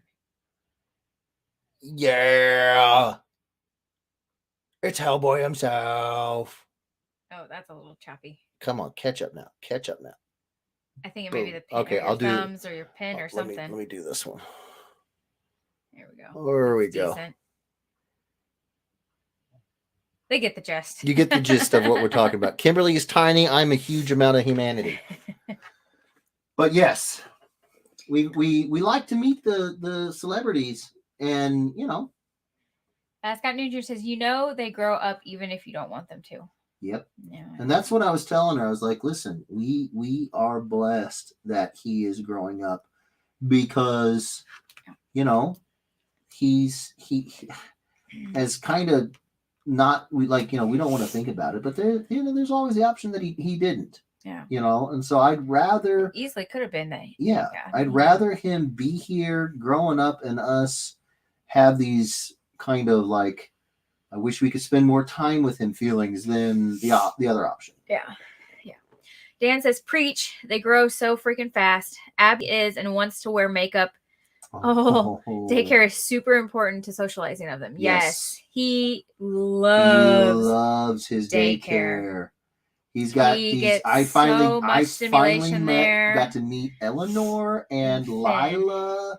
I have not met Finn. Oh yeah, Finn wasn't there. that day. Finn was not there. I want to meet Finn so bad. But oh my gosh, we get reports from Grandma Susan that the girls just love his chunkster. Yes. And I'm like, what can you And Finn loves him. Yes. He looks at him like a baby brother. Yes. Finn loves him, and Susan says he loves Finn. He loves being around them, and Dan's 1,000% correct. It is so good for them. So good for them. Yeah. I was in daycare. I think even at one point, my mom set up an in-home daycare. That's what you said. And we were we were some of the kids in there. There were other kids from the neighborhood as well. Like, it's important, man. It's important. You got to get them. You got to get them used to it early. You know. Yeah. So. Sorry, hold on. Rachel Katrina Vance says, Tyrone, for some reason I imagine it's super bony. What? Doug. Doug is extremely bony. Yes. Like, I'll be honest with you. I didn't want to give him a hug. I shook his hand first, and after that, I was like, I'm not gonna hug this guy. And then he went in for a hug, and I'm like, oh, jeez. I didn't want to hurt him. And I know you didn't want to hurt him. Dude, shake his hand one time. Shake his hand and feel every tendon slide over every bone. And then you're like, yeah, we probably shouldn't hug him. Sam says he's getting his socializing in very important to development. You guys are doing great. Thank you, Sam. Thank you, Sam. Yes, and he already loves it. He talks. He loves starting loves to try to learn his voice. To talk, and he says that we call her Grandma Susan and Grandpa Tim. That he just talks to Tim all day long. He just sits there and just sits his bouncer and he just talks. And he talks, and I love it. So, and it's amazing hearing his voice and hearing his laugh, and he definitely gets a chuckle when Jeff is with him. I mean, he just laughs. We have a good time, man. Heck yeah. I think it's the hair. I really do. He loves when I'll drop my hair down and tickle his face. Oh my gosh, he loves that. Roger says it's true in every moment you look. Dan says my sister-in-law just had a baby, and of course my wife and I miss the baby days, but we do not miss the lack of sleep. Yeah, and I think I think that calls back to what Kimberly is kind of dealing with right now, because like now she's getting to that point where sleep's coming back. And you're really able to appreciate things. Like, you can appreciate things fine when you first have them, but it's like everything, you remember everything better when you sleep. You know how it is. So it's like we're at that point now where we're able to remember and appreciate and just in a clearer mind that's got some rest in it. So it makes it tough to think about, this time that's so sweet now going away anytime soon. But it's got to. It's just got to. Scott Newton Jr. says, seriously though, my 7-month-old takes shots of breast milk, passes out, and poops her pants. They grow up so fast. Nice. Justin Smith, tonight looks awesome. Thank you so much, brother. Sam Pepper says, we tried to do that, was told I was infertile, was pregnant 2 months after we got married. So I told you guys our story. 2 years of trying, didn't happen, had to get fertility specialists involved. Long story short, we got pregnant naturally as well. Yeah. And just absolutely crazy talk. Just never would have guessed it. So I'm comfortable if you are telling them more about the story. Okay. Well, it's only for you if you're comfortable. So I feel like I need to, talk about it. Okay. To get it, out. Yeah. So we set off to try to have children, and Kimberly had she had to have medically induced menopause because of a condition she has, and she was on medicine that, like I said, it caused her to go into early menopause, and it was just to stop hormones that were causing problems. So we're like, all right, well, we're done with that, right? She's like, yeah. And so, well, we'll start. And 2 years later, we were assured that it would take 5 to 8 months for the meds to process out of her system. And we're like, oh, that's easy. That's no thing. We got this. And it was month after month after month of being told, no, you're not pregnant. And, you know, it sucked. It sucked a lot.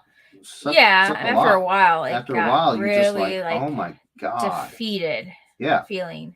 And so I was like, look, we can keep beating our head against this wall, or, you know, you've got friends that have dealt with similar stuff, and you know, some of them ended up going the route of adoption. Some of them got pregnant. It just might cost us a little bit of money, and we might have to get some doctors involved. And they also say after the age, if you're over the age of 35, and if you've tried for 2+ years, you need to go to a fertility specialist, professional help. Yeah.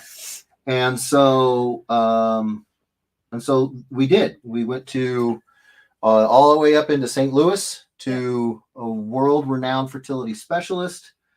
And the first thing that they have to do is they have to check to see if there's anything going on with Dad. So he has to run through a battery of tests. I am fine. Jeff was good. And then it was like, okay, well, something's going on with Mom.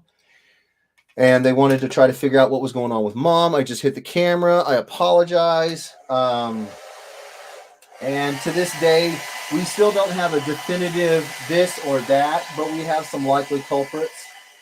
And so the doc said, here's what we got. You can go through an IUI, which stands for intrauterine insemination. That's the first round. You get 3 of those, and if 3 of those in a row fail, then we have to move you up to a little bit more of an invasive procedure called an IVF. And right. And we were like, okay. But if like 2 fail and 1 takes, then you're good. Then you're good. Yeah. But if you wind up losing it for some reason, you can still do another 3 rounds. Yes. So we had a plan. Yeah. We had a plan, which was a lot further than we'd ever gotten. Affordable. It was a lot more affordable. And so she has to get on these prenatal medicines like Clomid, all these things that are supposed to help the procedure take. Right. And you have to do it at a very specific time in, your cycle, yada, yada, yada. Okay. We get the medicine at a specific time. Hair was growing, nails were growing, everything was growing. She was becoming more woman than I've ever seen her be. And the first round did not take. The first IUI did not take. So Correct. She had to go in there and have this procedure that I was not thrilled about because I couldn't go in with her because of COVID. But she went in, and I have very sensitive female parts, and so it was painful. It's extremely painful, and I'm usually in there to just, at the very least, try to provide moral support, which means I do nothing but just sit in there and say, "You're doing great, babe. You're doing great." And so she goes, has it done, doesn't take. Correct. No big deal. No reason to panic. Start the next month of medicine. So we start the next month of medicine, and then we go and we have another round of the IUI. Yeah. And it takes. Yeah. And we got pregnant. And then this was December 2 years ago. 2 years ago. And no, November 2 years ago. And we set up all the appointments to go, your checkups, your 4-week, 2-week. And because I'm high risk, she had more checkups than the average person. I had to get more checkups than normal. So they were keeping a close eye on her. And we ended up getting about 8 weeks in, and we lost the baby. And so, yeah. And then they had a plan for what we had to do next. Things just got real heavy around here. Well, they know. They should know. They're family. Yeah. We never told anyone. So. And so she had not she had to have a procedure done that would express the baby, and so I couldn't go into that either. And so she got in there, she got that done, and they were like, it's a little early to think about this, no pressure or nothing, but if you did want to try again, you have to wait. You have to wait 3 months for your hormones to go back to baseline. And so we said, all right, well, we're not thinking about any of that right now, but that's good information to have. Thank you. And so in the interim 3 months, Kimberly said, I want to try again. And I said, okay, try it again. And so the time in her cycle came around where she needed to start doing the Clomid and everything, and she forgot. It had been so long. It had been 3 months since the procedure, and it had been 2 months since we got pregnant. So it had been almost half a year since she had to time herself and get on this program. And so she missed it by 2 days. And so she's freaking out, crying. It's a ruined month. It's a ruined month. And I'm like, well, no, I mean, yes, but no, it's not that big a deal. We'll be fine. And so she was like, well, we can still try naturally. And so I was like, all right, whatever, and then boom, we got pregnant. And the fertility specialists were a little bit floored, and we were like, yeah, how did that happen? Right. But it did, and we were happy. And then that's what we have now. That's what we have now. We have a beautiful boy upstairs, and could not have been a more strange, backwards a way of him getting here, but he's here. He's here. He's here. Yeah. So yeah. Thank you guys for letting us say that. I feel like I needed to talk about it. I know Jeff did all the talking, but well, I didn't do any of the work, so I can talk. No, I think it's finally time that you guys knew. If we were having a rough, it's been a bad couple of years. 2020 that. Oh, I mean, then top of COVID, on top of all of that, it's been a bad several years. Yeah, but we are good. We are good now, and yeah.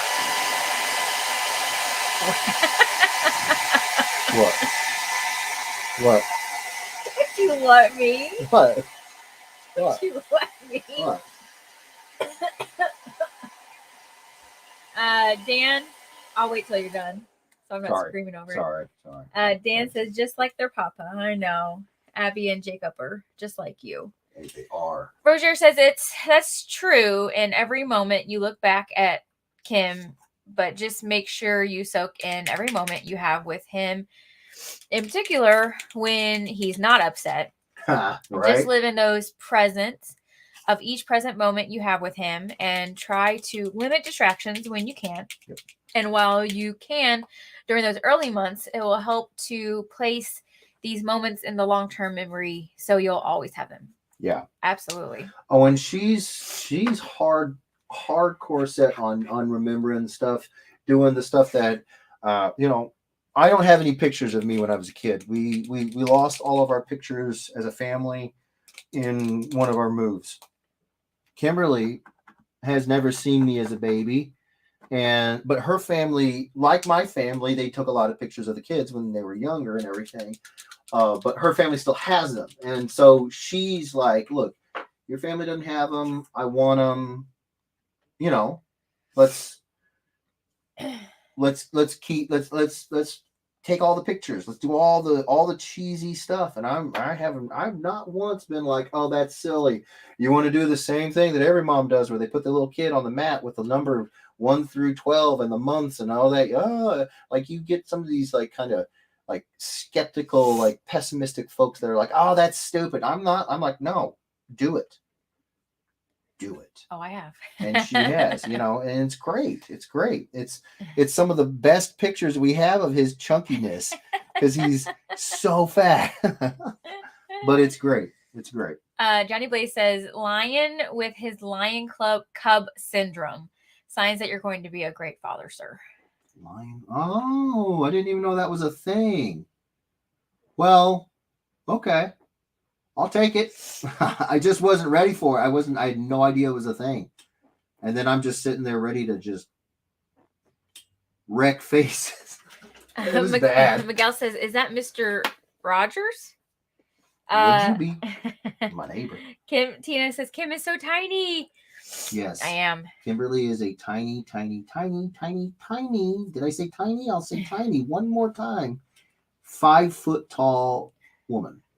Will Schilling says, it's okay, Jeff. One day your beard will be as awesome as mine. I don't think anybody's beard is going to be as awesome as yours ever. That's true. Will Roger, is 97% beard.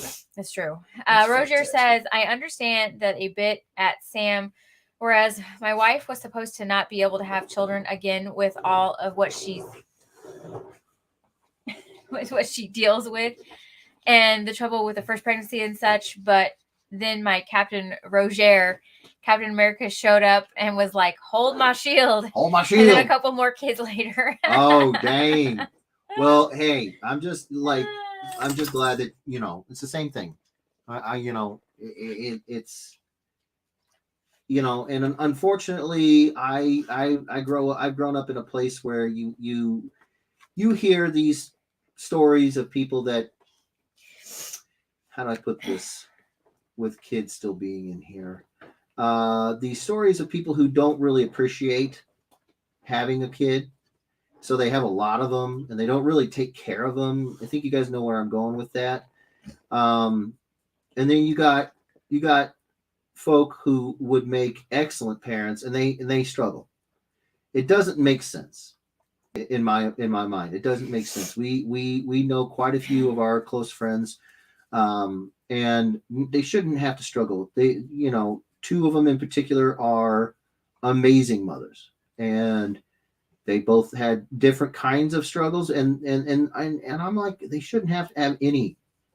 Like those are the kind of moms that any kid would pay to have. And so many, you know what I'm saying? Like it almost doesn't seem like fair that I don't know. All I'm, I understand. Yeah. Tina Sorrentino says Doug Jones is so good in Star Trek Discovery. I haven't watched Star Trek Discovery. I want to watch that so bad just because of him. Roger says, no, I'm right here, Miguel. Tina says, Jeff, how tall are you?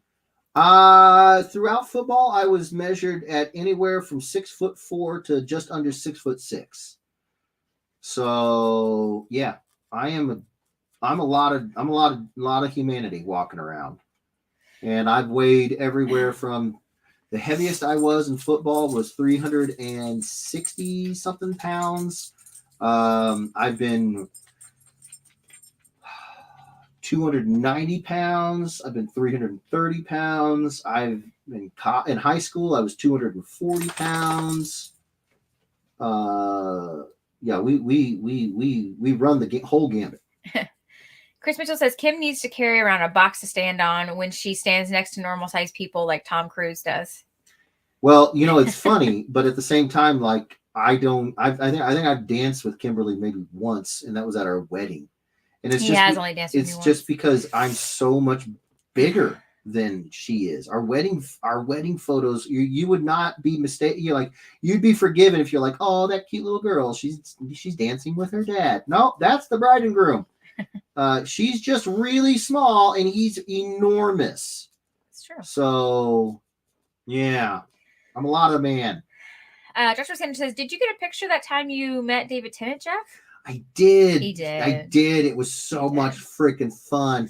He was a little guy too. Well, he was surprisingly small, but he was a sweetheart. I mean, Michael Palmer says, when I started to miss the baby days, I got a goldfish and bought a bunch of comics instead. Yeah, I could see how that could work. I mean, you gotta have the time where you step back and you're like, all right, no, I may want a baby, yes, but no. Yes, I do want one, but no. You got Everybody's got to have those moments. Will Stilling says it took us almost 10 years to have Naomi. Oh, sweet Christmas. Wow. I did not know that, bud. Yeah. Liz Mills says, I've had some miscarriages during the first few years of marriage. Oh, I'm so and sorry. for checked out, I was told that something was wrong with my uterus, that it's not straight or something not in its proper place. And I'll just keep having miscarriages unless I wanted to get surgery. I never got it, so I can't have kids. Oh, I'm sorry to hear that, Liz. Here's the thing. Kimberly and I, although we have JJ, we may not be able to go through another labor, another delivery, another carriage. And we're clear-eyed about that. Yeah. And so we're looking at, if the time comes where this isn't just I want a baby again, but like she's serious, adoption, we've looked into it. It's there's a lot of babies out there that need a good home, Liz. And I feel like, we've gotten to know each other on these streams well enough that I have no reservation in saying that everybody that we're talking to now would make great mamas. So, I know that it might not be the way you kind of dreamed, but you could still definitely be a mama. There's a lot of babies out there that need amazing, amazing homes. And, I have no doubt in my mind that you could provide one. Yep. Absolutely. Missy Lawrence says, just send Kim pics of the Darksaber that a guy had. Chris Mitchell says, you all should cosplay as Shrek and Puss in Boots. Ooh. The size difference would be pretty accurate. That's actually not a bad idea. Liz says, I don't have the means to adopt. It's a nice idea. Maybe one day. I got you. Fair enough. That is... It is a real gate to try to kick down. A lot to do with a lot. Is a lot of money. Of going into it, yeah. It is. Absolutely.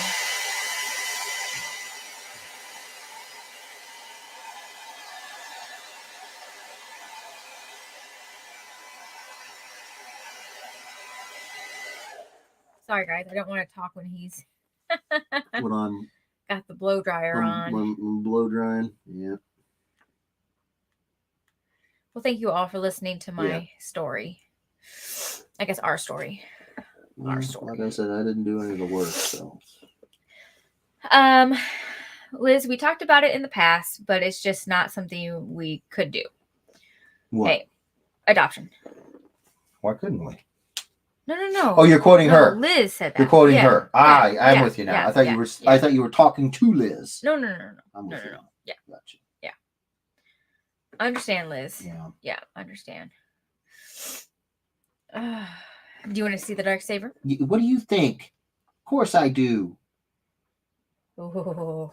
Don't do that.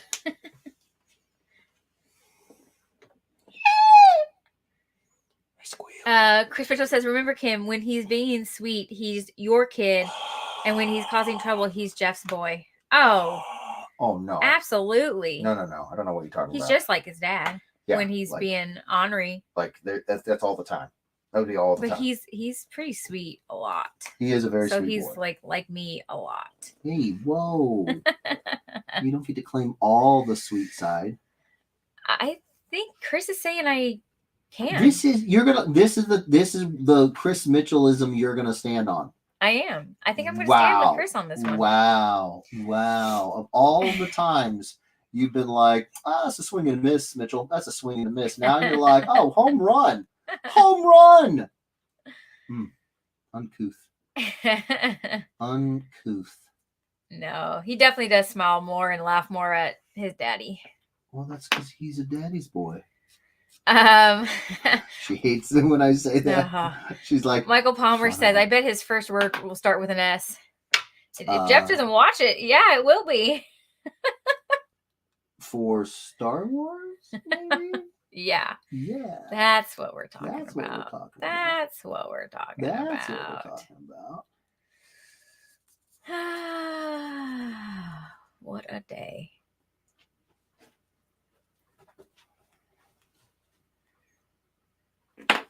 Sorry, the chat is quiet. It's fine. They're watching me do this. Exo Man of War.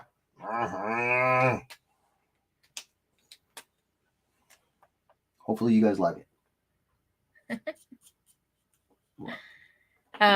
Christopher says, or it's just because Jeff is so goofy looking. Well, there's that. There is that. That's true. That's not woman. So speaking of goofy looking, I look more goofy looking. Oh my gosh. Hey, I'm actually saying I look goofy. Was it Kung Pao, the lady in the curlers? Yeah. She looks just like if you were to have... no, Kung Fu Hustle. Kung Fu Hustle. Thank you. I didn't watch either one of them. Kung Fu Hustle.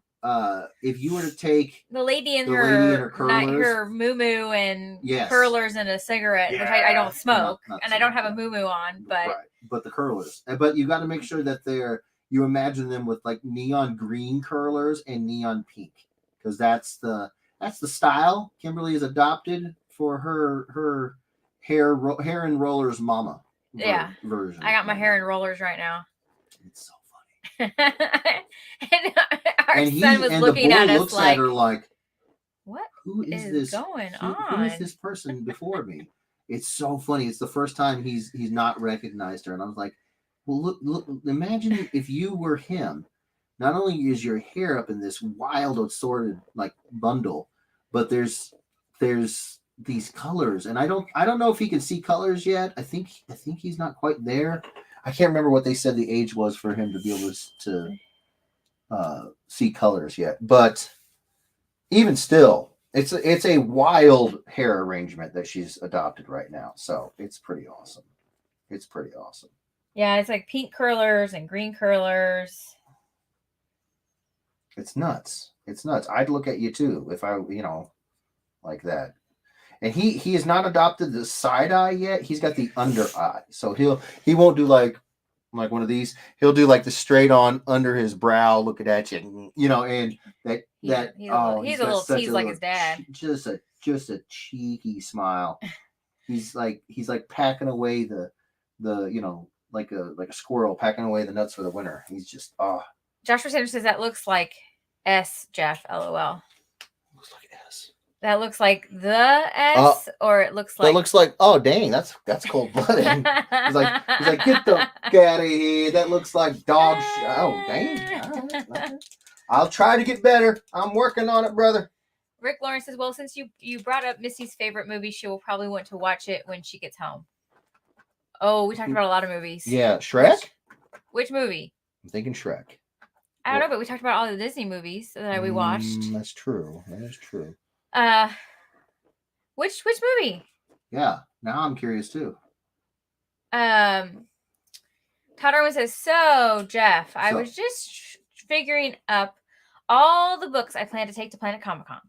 I have 40 books I plan to get signed and graded, and like 21 of them are yours. Oh my gosh, I freaking love you. Oh, Kung Fu Hustle.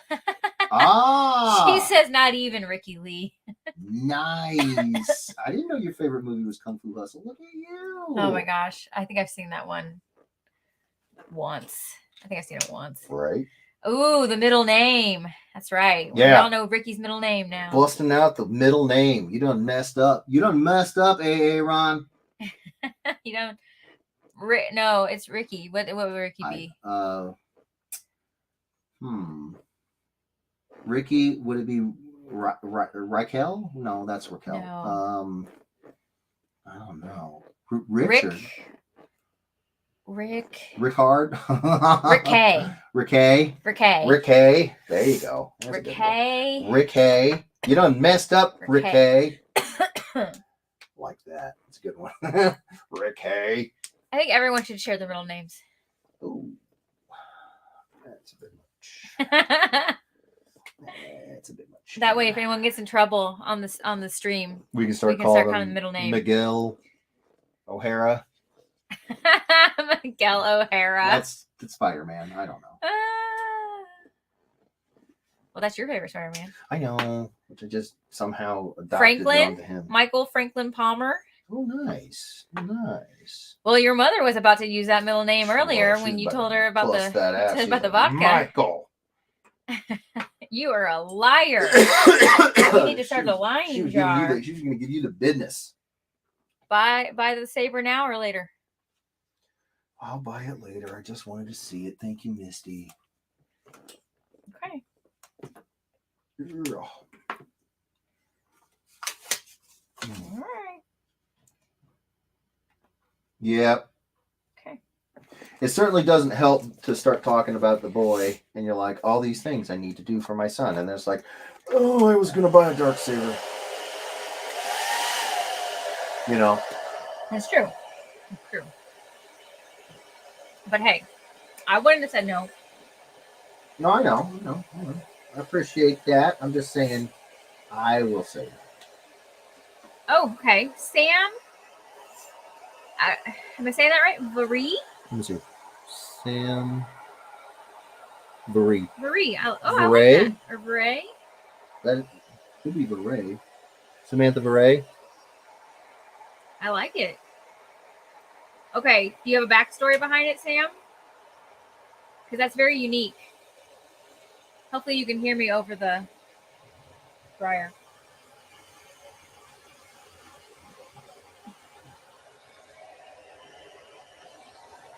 You don't want my dryer?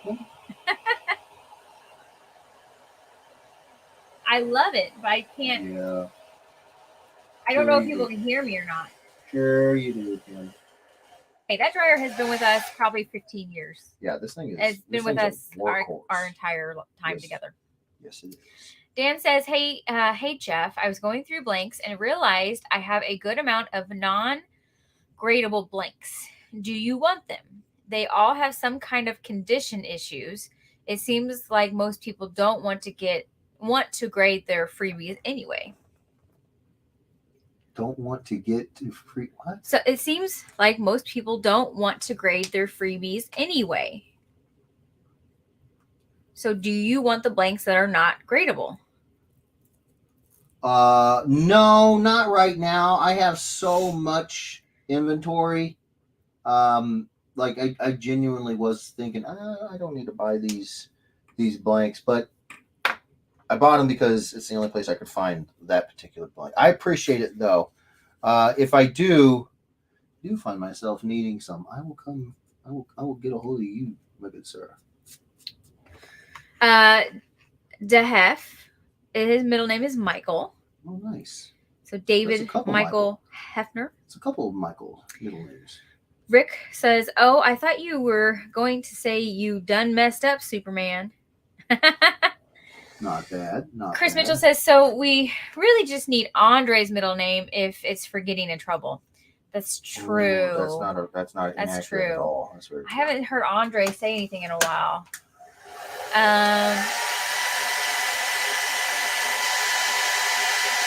Oh, please.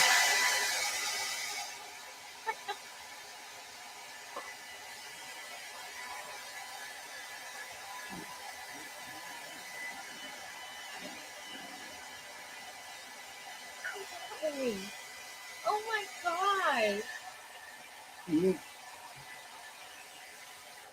Bam. I totally hope that came clear through. Dan says, Jeff, this is the most complicated remark you have ever done. Well, Exo's got a very complicated helmet here in this redesign. So yes. Yes.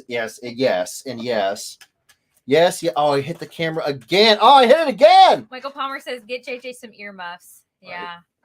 Dan says, I mean, you could have done 3 head sketches in the same time. Yeah, I love how Dan seems to think that faster means it's as good quality. This happens at the cons too. He's like, yeah, just do them in 5 minutes. And I'm like, they're going to look like Dan. And he's like, no, they'll be great. And then I do them and he's like, yeah, that looks like shit. And I'm like, yeah. David Guthrie, is this an auction or giveaway? So I can say it. Okay. I got it. God, I got it. Just slapped the crap I got out. it. I get. So David Guthrie, it's kind of in a sense an auction. Yes, thank you for asking. Not for tonight. Right. So pretty soon, Jeff started up his Whatnot account. I did. And pretty soon on Mondays, Yes. he is going to start selling items on Whatnot. And it will be an auction. And it will be an auction because Yes. Whatnot is Auction an only. auction only. So, there you go. Sam Hefner said like Marie. So, Varie. So Varie. Yeah. Varie. Okay.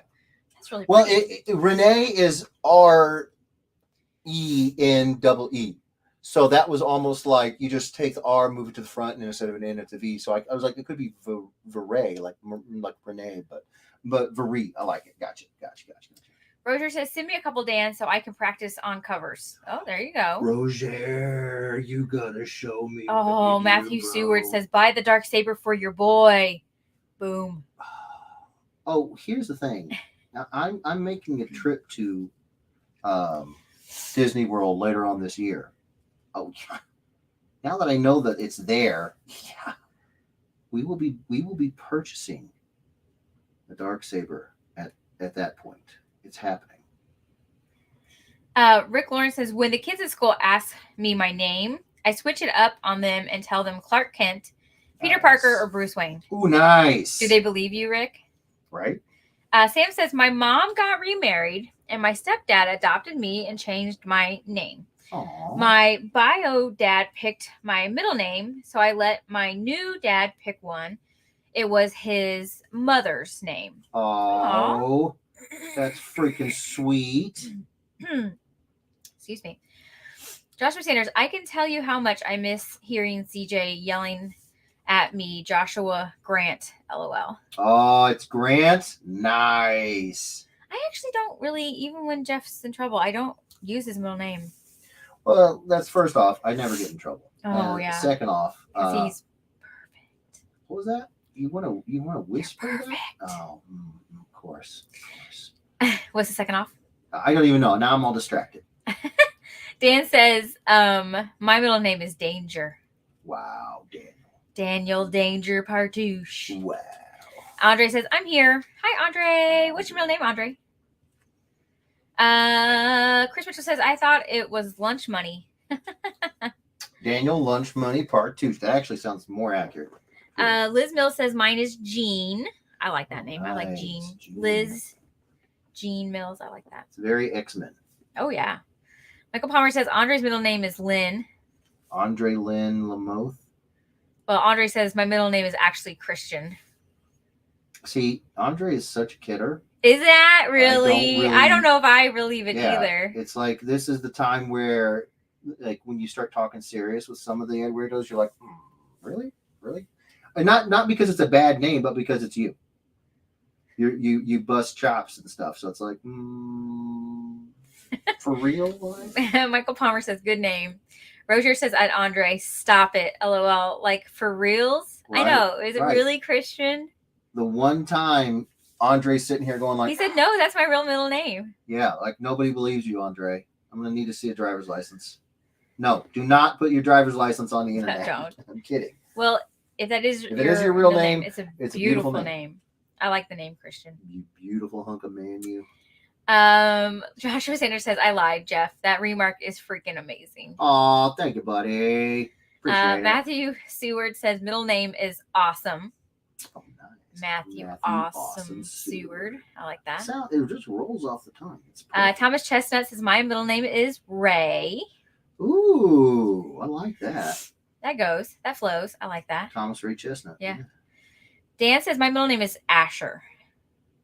Really? Is it really? Daniel Asher Partouche. I really like that What a name. name. I think if we have another boy, we need to name him Easy. Asher. Easy. I really like that name. Asher's a great name. Asher Christian. Oh, snap. Now we're just naming our soon-to-be maybe baby after all the weirdos names. I like those two names. Christian Asher, that is nice. C-A. C-A-E. There you go. I actually have a lot of C-A-E names in my You do. Matthew Seward says, no one is going to use my real middle name, LOL. What is it? Awesome. Roger says it's even funnier that it is, though, LOL. Oh, excuse me. Matthew Seward says, after my grandpa after my grandpa, is Lewis. Oh, nice. So it's Matthew Lewis awesome. Seward. Gosh dang it. So sometimes you nail it without thinking about it, and then sometimes you're like, Seward? Will Schilling says my middle name is Andrew. Ooh, Will Andrew nice. Schilling. I like that. Very classic name. Michael Palmer says Miguel Asher Christian. Nice. Oh, Dan says Asher Christian Edwards. Ace. Ooh. I don't Dan says make it so. I don't hate it. Ace. I actually really like that name. Asher? I do. Yeah. Asher. It's a great Oh name. my God, I love that name, Dan. Oh my God. Wait. Why? How do you have such a banger of a middle name, and you have a boy? You didn't want to name him Asher? Interesting. Well, maybe Jacob's middle name is Asher. Oh, maybe. Yeah. Will says Maggie's middle name is Ellen. Nice. And Naomi's is Claire. Aw, I like that. Naomi, Claire. Aw. Cutie. Well, I guess I should probably go ahead and share mine. The Holy Tara. It is Tara. Yeah. And her dad used to call her Holy Tara. Holy Tara. Holy Tara. Or Holy Terror. Yeah. Yeah. And it's spelled Terra. And I called her Pantera. Pantera. Kimberly Tara. The Holy Tara. Are you gonna share yours? All of the boys in my family's middle name is Allen. Allan. All of them. That includes my father, my grandfather, my uncles, my brothers, me, and my boy. Alan. Yep. Joshua Sanders. One of my brothers I served with has the most American name ever. Harley Stone. Ooh, that is sick. Michael Palmer says Eva has two middle names. It's Eva Adeline Elizabeth Palmer. Eva Adeline Elizabeth Palmer. Eva Adeline Elizabeth Palmer. EAEP. I do like Adeline. I like the name Adeline as well. I like Adeline. I gotta say, I've always really liked Elizabeth. Elizabeth's a beautiful name. Yeah. Liz Mills says Asher is a good name. Yes. Yeah, right? Dan, what does Asher mean? Oh, God. Okay. Dan, look it up real fast. He might know. I think mine was like of the fields or something like that. Yep. Something. Of the forest. I can't remember. I think it was of the forest when we looked up. Look it up. Chris Richard says my middle name is Nunya. Nunya. It's a good one. That's a good one. I like that one. Like Nunya business. Man, Chris, you party pooper. Right? Gosh.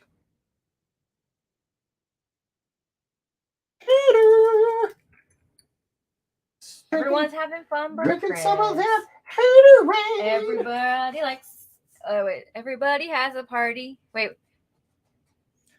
Everybody has somebody. Every party has a pooper. That's why we invited you. Party pooper. Party pooper. Oh, there we go. That's a good one. I've never heard that before. I like that. It's from Father of the Bride. Oh, that explains it. Never seen it. Oh, Asher means happy or blessed. Ooh. Okay, I like it even more now. I liked it before. I like it even more now. Okay, so Tara is a girl's name. It's pronounced Tara. It's of Latin origin, and the meaning it's cut off. Rip and tear until it's done. Earth. Nice. Mythology: the Roman Earth goddess, equivalent to the Greek Gaia, may also be from the female Terence or a short form of Teresa. Uh-huh. And then meaning of the name. I knew that there was something that my first name means as a girl's name, also used less widely as boys named Kimberly. It's pronounced Kimberly. It is of Old English origin, and the meaning of Kimberly is Steinbrung field? Let me see. Steinberg's field? It's probably Sinberg's field. Sinberg's field. Place name and surname. Sinberg's was an Old English personal name meaning royal forest. Yeah. So I am Royal Forest of the what? What was my middle name again? Royal Forest. Was it Earth? Earth. Yeah. Royal Forest of the Earth. Yes. There we go. Which is ironic because her maiden name is Marlin. She's a fish. Yeah. Fish genes. Tina says if you have a little girl, you can use my real first name, which is Patina. Ooh. I've never met anyone with that name spelled that way. Patina. Oh, I like that. Love that. Yeah. Matthew Seward says, LOL, the closed caption changed the spelling depending on how Kim says my last name. Nice. Sam Hefner says Logan's middle name is Hugh. Ooh. I like that. Logan Hugh Hefner. I like that. Oh. Roger says, I must tell what? Hugh Hefner. Logan Hugh Oh. Hefner. Love it. I might tell my middle name, but let's begin with Roger or Rogers. Let me see. Rogers. No, that's Rogers. Rogers. Okay. Really is my first name, including the S. Oh, it is Rogers. Doggone it. I've been calling you Roger for the longest time. It's the wrong freaking name. Oh, I'm calling him because you were calling him. I thought it was Roger. Where did you get Roger at? Roger, it's a French word. Well, why did you think it? Oh, because of his Because of his Orbeau. last name? His last name is French. Yeah. So it's actually Rogers. So it's actually Rogers, and I've been calling him Roger. It's like me calling Danielle. Close, but no cigar. All right. Well, that's a good to I know. am sorry, Rogers. Now I can't call you Rogers. It feels weird coming out of my mouth. Well, you're very super sweet because you've never corrected You've never him. corrected me. Oh. Kind of like our old roommate. Oh my gosh. Jigsy. We had a Her roommate. name is. We had not a roommate. When we lived in an Floor apartment, we had a She lived floor on the mate. same She lived on floor the as same us. floor, and we met her, and Jeff met her before I did, Yes. and he told me Stupidly. her name was Sarah. Wasn't. It's Jackie. Not even close. And then we went for several conversations with her, talking to her like her name was Sarah. Introduced her to And other he people introduced on the her floor as as Sarah. Sarah. Didn't correct me once. It wasn't until several times later that he corrected her to Jackie. Like 3 weeks later, and she's Corrected like, to Jackie. so my name is actually Jacqueline. And I was like, where did I get Sarah from? And she just laughed and laughed at my stupidity. My Dan says my son is named after my father. Oh, Is it nice. Jock? Am Let I me see. saying that right? Let me see. Jacqueus. Jacques. That's a French way of saying Jack. Yes. And my wife's grandfather who raised her, Samuel. What a great okay. name, Samuel. I like that. That's a great name. Andre says my siblings all have generic names: Maria, Jessica, Raymond, and Michael. Where they got Andre from, They're feeling a little spicy that day. honor idea. So at least I have a good middle name. LOL. They were feeling it. They were like, you know what? Let's give this one a little pizzazz, a little chutzpah. You know. Because aren't you the youngest? I can't try to remember if you said you were the youngest of all your siblings or if you were the oldest. I can't remember what you said. Michael Palmer says, I'm going to name my goldfish Asher. Asher's a great name. Yeah, dude. Chris Mitchell says, one of my friends is a huge Pink Floyd fan and named his kid Gilmer Waters Alexander Carey. Poor kid. Wow. Whoa. Yeah. They like Pink Floyd more than they like their child. Lisbeth says, I used to dream about having a boy and naming him Eric Paul, or Jason Paul. Nice. I like that. I like the way you spelled it too. What? AR? It's Erich or Erikk or Erik. Oh, wow. Okay. Or Jason is Jaycen. Jaycen. Jason. Ooh, yeah. A little panache. Dan says, my mom was afraid Asher was too unique in the 80s, so she chose it for my middle name and went with a more Americanized Daniel for the first name. Aw. Well, either way. Either way, it's a beautiful name, yeah. Dr. Sanders, Chastity Jean. Oh, yeah. Kirsten Monique. Ooh. Taylor Mache. Is that Mashea or Mache? Joshua Grant. Nice.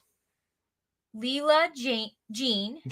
Caden Joseph Gunner. Nice. And Alana Rayanne Elizabeth. Oh. Those are beautiful names. Good night. Yes. Matthew Seward says Matthew means gift from God. Yes, it does. Chris Mitchell says Christopher means freaking awesome. So it's Christopher Nunya. Christopher Nunya Mitchell. Okay. We Michael got you. Palmer says Michael means the same thing. Oh, gift from God or freaking awesome. Liz Mill says Elizabeth means God is my oath. Rick Lawrence says royal forest of the earth that hates woodland creatures. Ironic, isn't it? Miguel means boss who gets all the ladies and is very ultra mega minded. I think I knocked this camera. Dan says, actually, Jeff, you joke, but my Hebrew name is pronounced Danielle. In Hebrew, the female is Daniela. Mm-hmm. I was born in Israel, so my correctly pronounced name is Danielle Asher. My mother always called me Danielle, which is why I made all my friends call me Dan or Danny growing up. Oh, Dan, you just... No. I think Danielle's beautiful.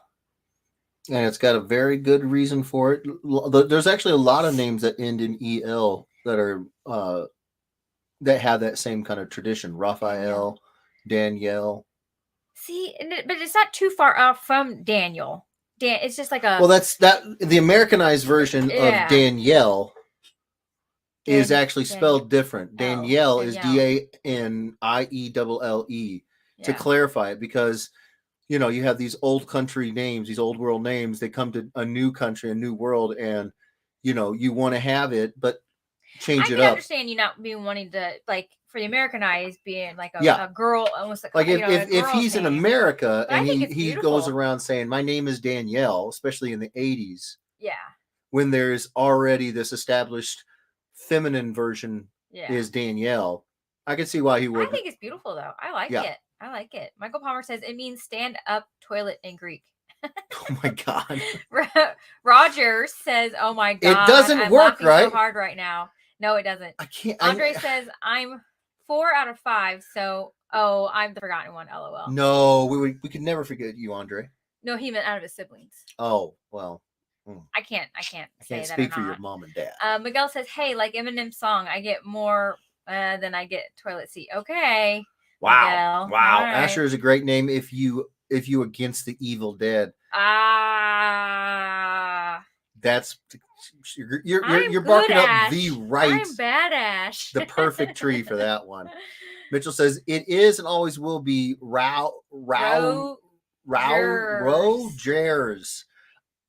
I mean, I just oh my God. Jeff L. No, my name is Jeffrey. Jeffrey L. Yes. No, Andre not Jeffrey L. Oh, I see. Okay, yeah. Andre means brave and manly. Yeah, Mom. Yeah. Roger says, so I guess you all don't remember Jeff and Kim when originally figuring out the pronunciation of my name. Y'all said Rogers Arbo. But once realizing the name was Creole French, Jeff said it was like Roger to go with that as French for and then I was like, we can roll with that. I know, but Ash is actually Ashley in the movie. Yes, it is true. His name is Ashley in the movie. I feel special. Aww. All right. Well, you know what? I'm going to keep calling him so. Roger just to make him feel special. Doggone it. Now I just need to know what the T stands for. Thunder Oh. Horse or Oh, Bow. no. Andre's Roger the Thunder Horse Andre or should mean Bow. bad at typing. No, Andre doesn't mean bad at typing. What did you just X out that window? Just the wit. Just the Oh, wheel. okay. I actually what?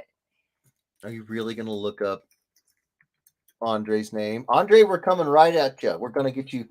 No. That's a designer. Andre Neems. Okay. Andre is a boy's name, although less commonly used as a girl's name. Andre is pronounced Andre. It is of French and Greek origin. The meaning of Andre is, oh my God, it is man warrior. Oh my, No, Lanta. he says man, brave man. Well, a warrior could be considered brave, right? Right. Yeah. Andre is a variant of Andrew. Penis Andre Watts, actor. Okay, I don't care about all that. These Andre the Giant. Andre the Giant. There you go. There you go. All right. That was fun. That Do you know the meaning of my name and your son's name, Kimberly? I do not. Do you? It's my name. Well, I didn't remember mine off the top of my head. Alan. Who's Alan? Your middle name.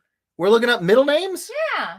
That's some of it. We've been working on middle names and we can do that. Alan is a name for boys and is of old German derivation. Alan means precious. Aww. Alan is a variant from Alan, Old German, from Adel. Alan is also a variant of Alan with an E that's Gaelic and Old German. Also see Elvis. So precious. Hold on. Go click on Alan with one L. Old German. This one? Oh. What does Alan mean? Pronounced Alan. It's a little old German origin, and the meaning of Alan is precious. Precious from Alan is also possibly derived from the Gaelic Alan, meaning little rock. Introduced in England by Brayton followers of William the Conqueror, such as Alan, Earl of Brittany, who was rewarded for his services with vast estates in the newly conquered kingdom. Popular in the Middle Ages with a boom around the 1950s, influenced by the popularity of actor Alan Ladd. In Russia, the name is linked to the ancient warrior tribes, the Alans, that is the origin of the Ossetians. So, my father's name is Craig Allen. And Craig means crag or rock. So Allen meaning stone. I like this site.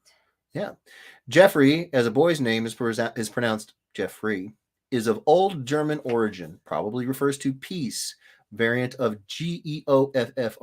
So mine is a variant of you have the Polish Jeffrey, Jeffrey, and then you have Jeffrey with a J, which is a riff off of the German Geoff, which is why I've gone by Geof for a long time.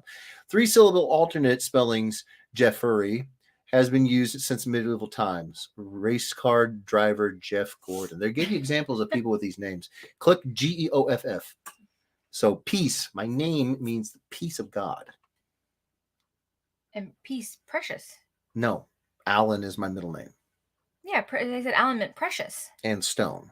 Yeah. So, but click on all. No, you goober. Is that what you said? No, Jeffrey, the one that's right up there. Scroll up. No, scroll up. Bam, right there.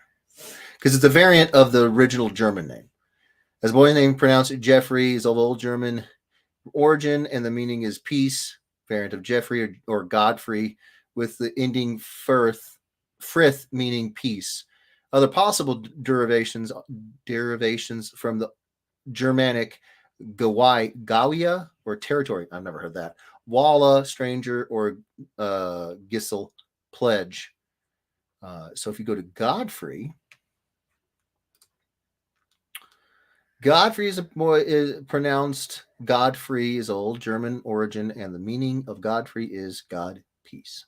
So Jeffrey is a derivative of Godfrey, which means peace of God. There you go. And Alan means small precious stones, precious or stone. So precious peace of God, which it could not be more ironic considering that I was like that angry kid growing up. Thunder Horse. That is a horse farting. That's hilarious. Nice. The T stands for Thor. I believe it. Roger says, hit send too early, but yeah, I said that makes me stand out in here and also makes me feel special. Well, then I'm going to keep doing it. You can't stop me. You can't stop me. Everyone say Miguel instead of pronouncing like voice of a generation. Mother effing genius or extremely ridiculously good-looking man. Oh my Wow. gosh. Feels special. So yeah. Thunder Horse. Let's go. LMAO. That's right. Chris Mitchell. So everyone says it correctly. It's true. They're basically just synonyms. Fair enough.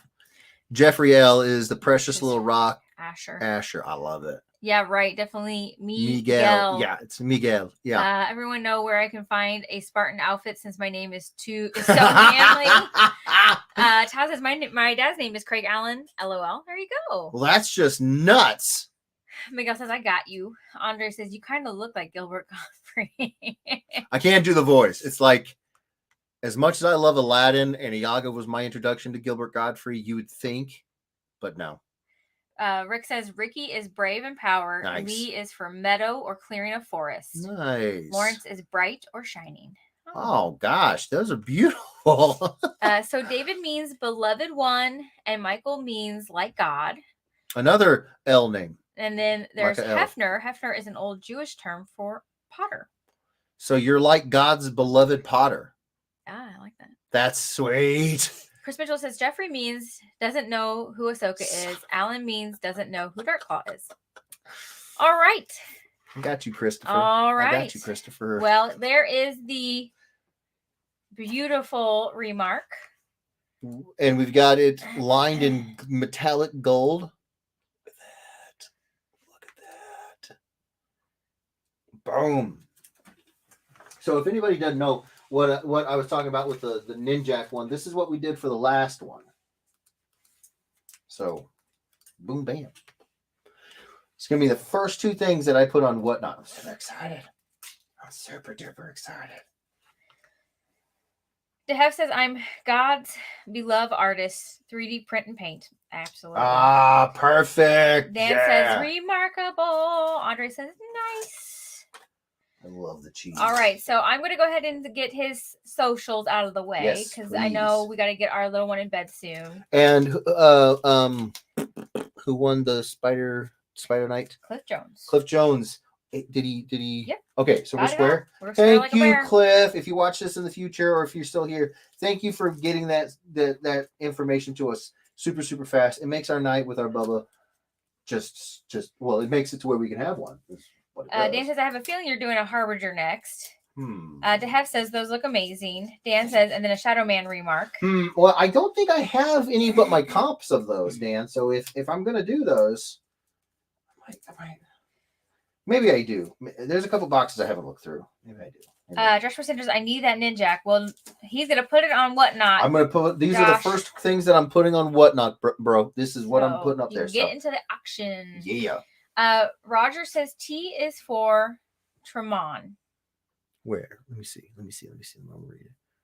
Tremont. Oh, I include the initial because I'm named Rogers after my grandfather on dad's side, whom didn't have a middle name. Oh, so you put the T in there so you distinguish which Rogers. Makes sense. I can't do it. Which Roger? I can't do it. I'm sorry. Night, sorry. Liz. Good night, Liz. DeHef says, night, boo-boo. Love you all. Night, boo-boo. We love you too, brother. David. Okay, so please reach out to Jeff on his Facebook, Yes. Jeffrey Edwards, or you can go to Jeffrey Edwards Illustration. That's my personal and my professional pages. Or you can go to the official Ed Weirdos fan page. Which is the central hub of everything we do here. So absolutely. You can also go to his Instagram at Jeffrey Edwards Illustration as well. He posts all new art on Instagram. It's nothing that you're going to see ever in the live streams. Right. It is totally new art that he's done. And if I may interject, we are so close to reaching 1,000 followers on Instagram. And I heard that there's something cool that happens. I don't know what it is, but I'd really like to find out. So if any of y'all have an Instagram and you aren't following me, please consider doing it. Like she said, I post stuff that is not this on there. So you get fresh stuff. Absolutely. Yeah. You can go to his Twitter. It's at JE658. Yes. So if you go to like his Instagram and Twitter and his Facebook, he posts all of his art on all those. Every Tuesday and Thursday is when he will post new art, and it gets synced to all of his accounts. Which sometimes I have to change it up a little bit because on Valentine's Day I had a Valentine's Day Harley. I had to. Yeah. I just did. Yeah, but it's pretty cool. But most of the time it's Tuesdays and Thursdays. Yes. Jeff has a YouTube. We're simulcasting to Facebook and YouTube right now. Jeffrey Edwards Illustration. Yes. If you will please like, subscribe, and hit the bell for notifications. We just broke 150 subs. Yep. I know. There's a lot of people out there that would look at 150 subs and go, but let me tell you what. For someone who has only been on here for a couple years, and I had to take like 8 months off in the middle of that, I am super happy about that. Again, if you guys could, please consider subscribing. It helps out so much, and I'm going to be making even more of a bigger and bigger push for YouTube this year. So, yeah, sign up, stick around. Real quick, Joshua Sanders wants to know, what is your name on Whatnot? Jeffrey Edwards. Tina says, good night. Hope everyone has a great weekend. Take good care of JJ. We will. Thank you so much, Tina. Yes, thank you so much. Patina. Now Patina, I have to call you Patina now. That's such a beautiful name. Audrey says, Kim and Jeff, thank you for another awesome Saturday night. Love you guys and all my fellow Ed Weirdos. Thank you, Andre, for being here, brother. Yes, appreciate it. All. Wilson, love you all. Good night. Good night, Will.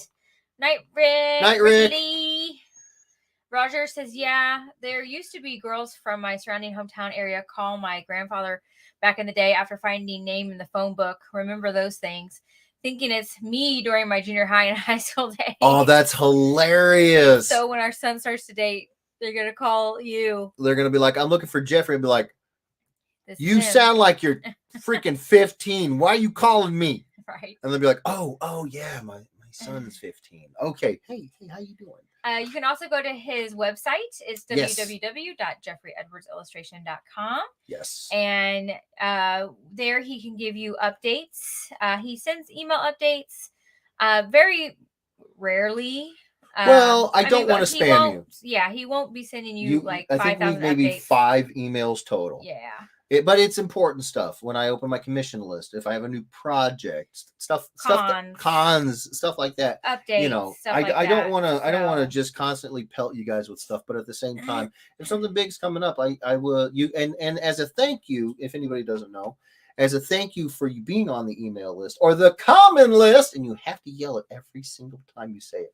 I tell you guys 24 hours ahead of going public with whatever the news is. I will let the email list know, let them get the scoop on it. So it's worth signing up for. Yes. Michael Palmer says, pass out business cards at the con with your social media stuff on it. We joined a lot because of this. We do. So here is my current business card. Okay. They grew Night, Todd. And walked off. Michael Palmer, buy Kim and buy Little Precious Rock. Thanks, bud. I prefer a piece of God, but I'll take a Little Precious Rock. Okay, so I don't have my cards close to hand. That's unfortunate. No, they might be packed away. Oh, they're over there. I'll get them. I'll get them next time. But yes, we do. Social media stuff is on his cards. I don't have all of them on. He does not. I want to show them. Come on, I'm going to show them. They asked for it. They're going to get it. Keep reading the chat, please. That's it? Chris Mitchell. Oh, there you go. Business cards are cool and all, but fortune cookies with y'all socials info inside would be better. I don't know if too many people in COVID time would be like, here, let me get this food item from you and eat it. You know what? I'll be honest. I don't like fortune cookies. I do. I don't like the taste of fortune cookies. Well, nobody likes the taste of them. It's about the fortune. Oh, well. It's not about the cookie. I don't like the taste. Well, nobody likes the taste. It's chalky and gross. Ugh. So if you guys want to know how long it's been since I've made cards. It's been a while. It's been a while. But yeah, that's G.I. Joe 266. That's the cover of it right there. Yeah. But I have gotten quite a few really positive reviews on the other side. Yeah, baby. I said to myself, how sweet would it be? Let me get my face out of the way here. Come on, focus up, son. Come on, focus up. There we go. How sweet would it be if I made my business card look like Snake Eyes military ID? And then it has his social media stuff on there. So you can see it says Instagram, Jeffrey Edwards, name, Snake Eyes. Facebook, Jeff Edwards. So I had an Instagram and I had a Facebook at the time. I didn't have all the other stuff. Yeah. So I got to update this guy and put my socials on it. I actually saw this really sweet card where like you just tap your phone to the card. It's a metal card. And whomever comes, they just tap their phone to the card and all of your information is automatically uploaded to their phone. But I don't know if like a kid would be like, because so many kids pick these up. I don't know if a kid would be like, "Oh, here's my phone." I don't think they have a phone. Josh was saying, "You're so great that we get to see you all tonight. We love you all, family. Love you too. I'm still so freaking kicking myself in the butt about the con. Hopefully, you guys can make it to Heroes. Yeah. And like I said, they're a small convention and they don't have a lot of budget. And I understand. I'm not mad at them at all. But if we can't get there this year, and it sounds like we're not going to be able to get there, but if we can't see you guys this year because we can't get to Nashville and y'all can't get to Heroes, we're going to figure out a way to get it done next year. It has to happen. It is huge priority. Michael Palmer says fortune cookies would be cool, but facial tattoos with the info would be better. Whoa, y'all are going hard. And then he says that's a sweet card. Misty says you're all still here. Yeah, we're getting ready to wrap up. Yeah, we got to get up there and we got to relieve Mama from baby duty. Yeah, she's probably up there like, where are you? No, she's probably up there soaking it in. Michael Palmer, then tell them there's a chance to win a car if they sign up. Your car? Right. Roger says, "Come on, do it now. Do the thing with the snake eyes and the business cards." I did it. Come on. Chris His name Mitchell is Snake says, Eyes. I got one of these cards from you at one point. Gave it to my friend's kids who love Snake Eyes. He thought it was so cool.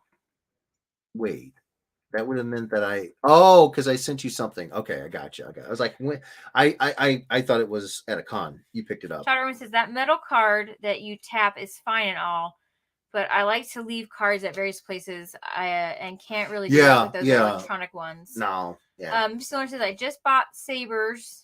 Flew the Falcon, and hopping into the Rise of the Resistance. Nice. Man, you got a full day, Yeah, Misty and Stasia. Freaking awesome. All right, ladies and gentlemen, I gotta say, what is it? 4 hours. Thank you for spending 4 hours with us on your Saturday. You guys, we're fully aware that in places like California and New York and all over the country, mask mandates are coming up and people are going out and doing stuff. And you know what? You guys don't have to be here. But the fact is, you freaking are, and I freaking love you guys for it. We love you guys for it. So thank you for being here. You guys make our entire week just so much fun. I'm buzzing off of these live streams like you for days. You guys don't even know, just for days. And it's all because you guys show up. You guys show up, and you hear, you hang out. You guys come up with fantastic ideas.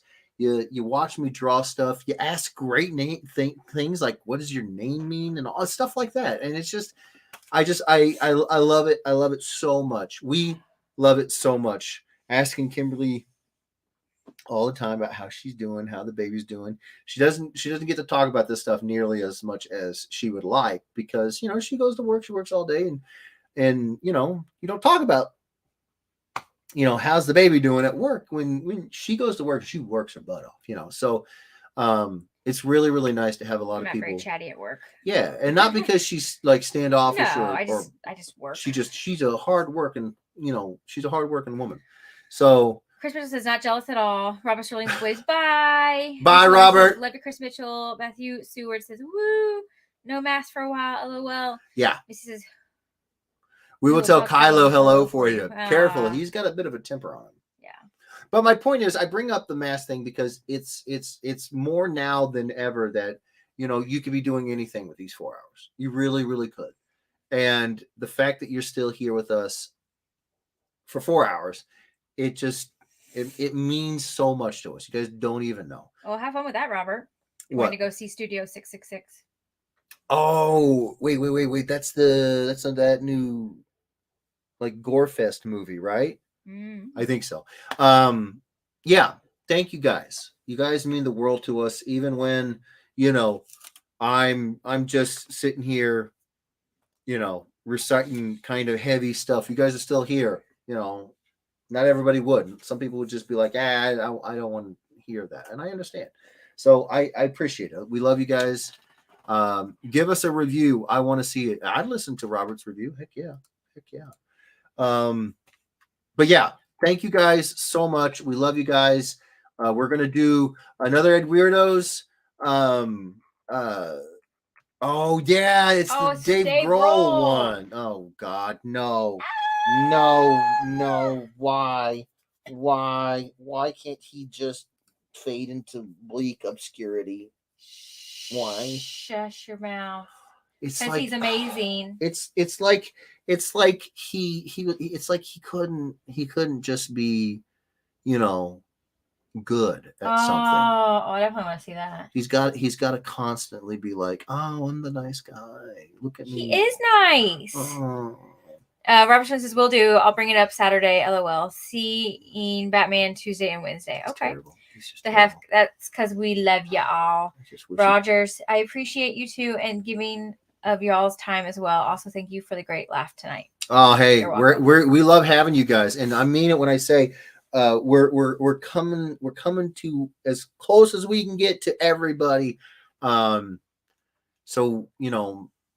yeah, man, we're trying to get out there so that we can actually put arms around you, hug machines, firing them away. Yeah. Oh, Dave Grohl, man, if he would just be good at something, that would help so much. But he's just worthless. He's like a poop flavored lollipop. You just like, oh, why was this even a thing? Who thought this was a good idea? All right, everyone, we have to get off. She's gonna love you all. She's gonna murder Bye. me. You don't see me You won't next see week. him next week. It's because I done stepped in it. Love you too, Misty. Love you too. Yes, Hugs. Yes. Yes, thank you. Oh, by the way, I sent you a YouTube link on how to fix the lag on YouTube for your.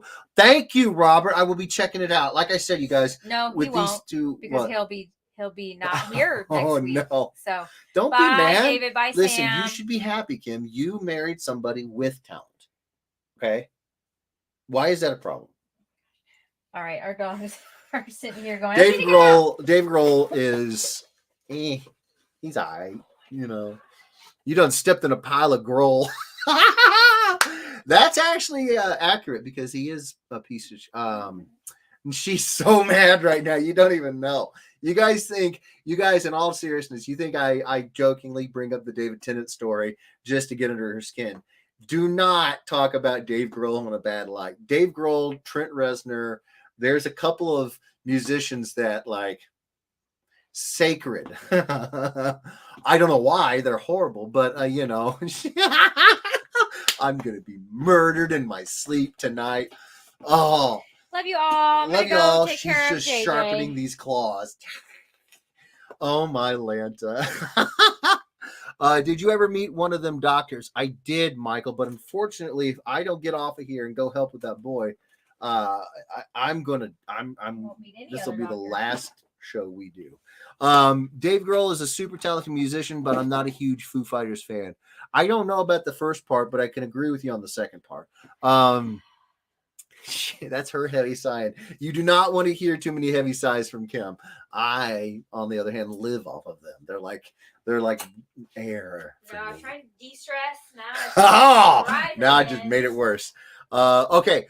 We're going to be back on Wednesday. I can't remember when they said that the Jackbox Party Pack number 9 is coming out, but as soon as it is, I'm going to look it over. And if you guys want me to grab it, I'll try to buy that up so we can have some more fun games to play on the Ed Weirdos Oasis. And I'm going to try to check out. Huh? Ed Weirdos, huh? That's what you Emilio said. Like what you said. and weirdos. And I'm gonna try to check out that video and if I can get it fixed up, I absolutely will. Robert, thank you so much. Robert says, dude is drumming for Nirvana, Tenacious D, and Queens of the Stone Age. Yeah, I mean, the reality of it is that he wasn't very good in any of them. That's just the truth. My gosh. Should be September. What should be September? I don't know what you're talking about, Sam, Robert. Sam goes, go Jeff before you die. I'm very close. Chris Mitchell says, same girl time. No, we're not doing that. He is an insane drummer. Insane, like he can't keep a beat. He can't keep a tempo. Or insane that every Foo Fighters song sounds exactly the same. Oh my gosh! Oh yeah. Oh. Yeah. Every Foo Fighters song sounds exactly the same. They're the Nickelback before there was Nickelback. I said it. Fight me.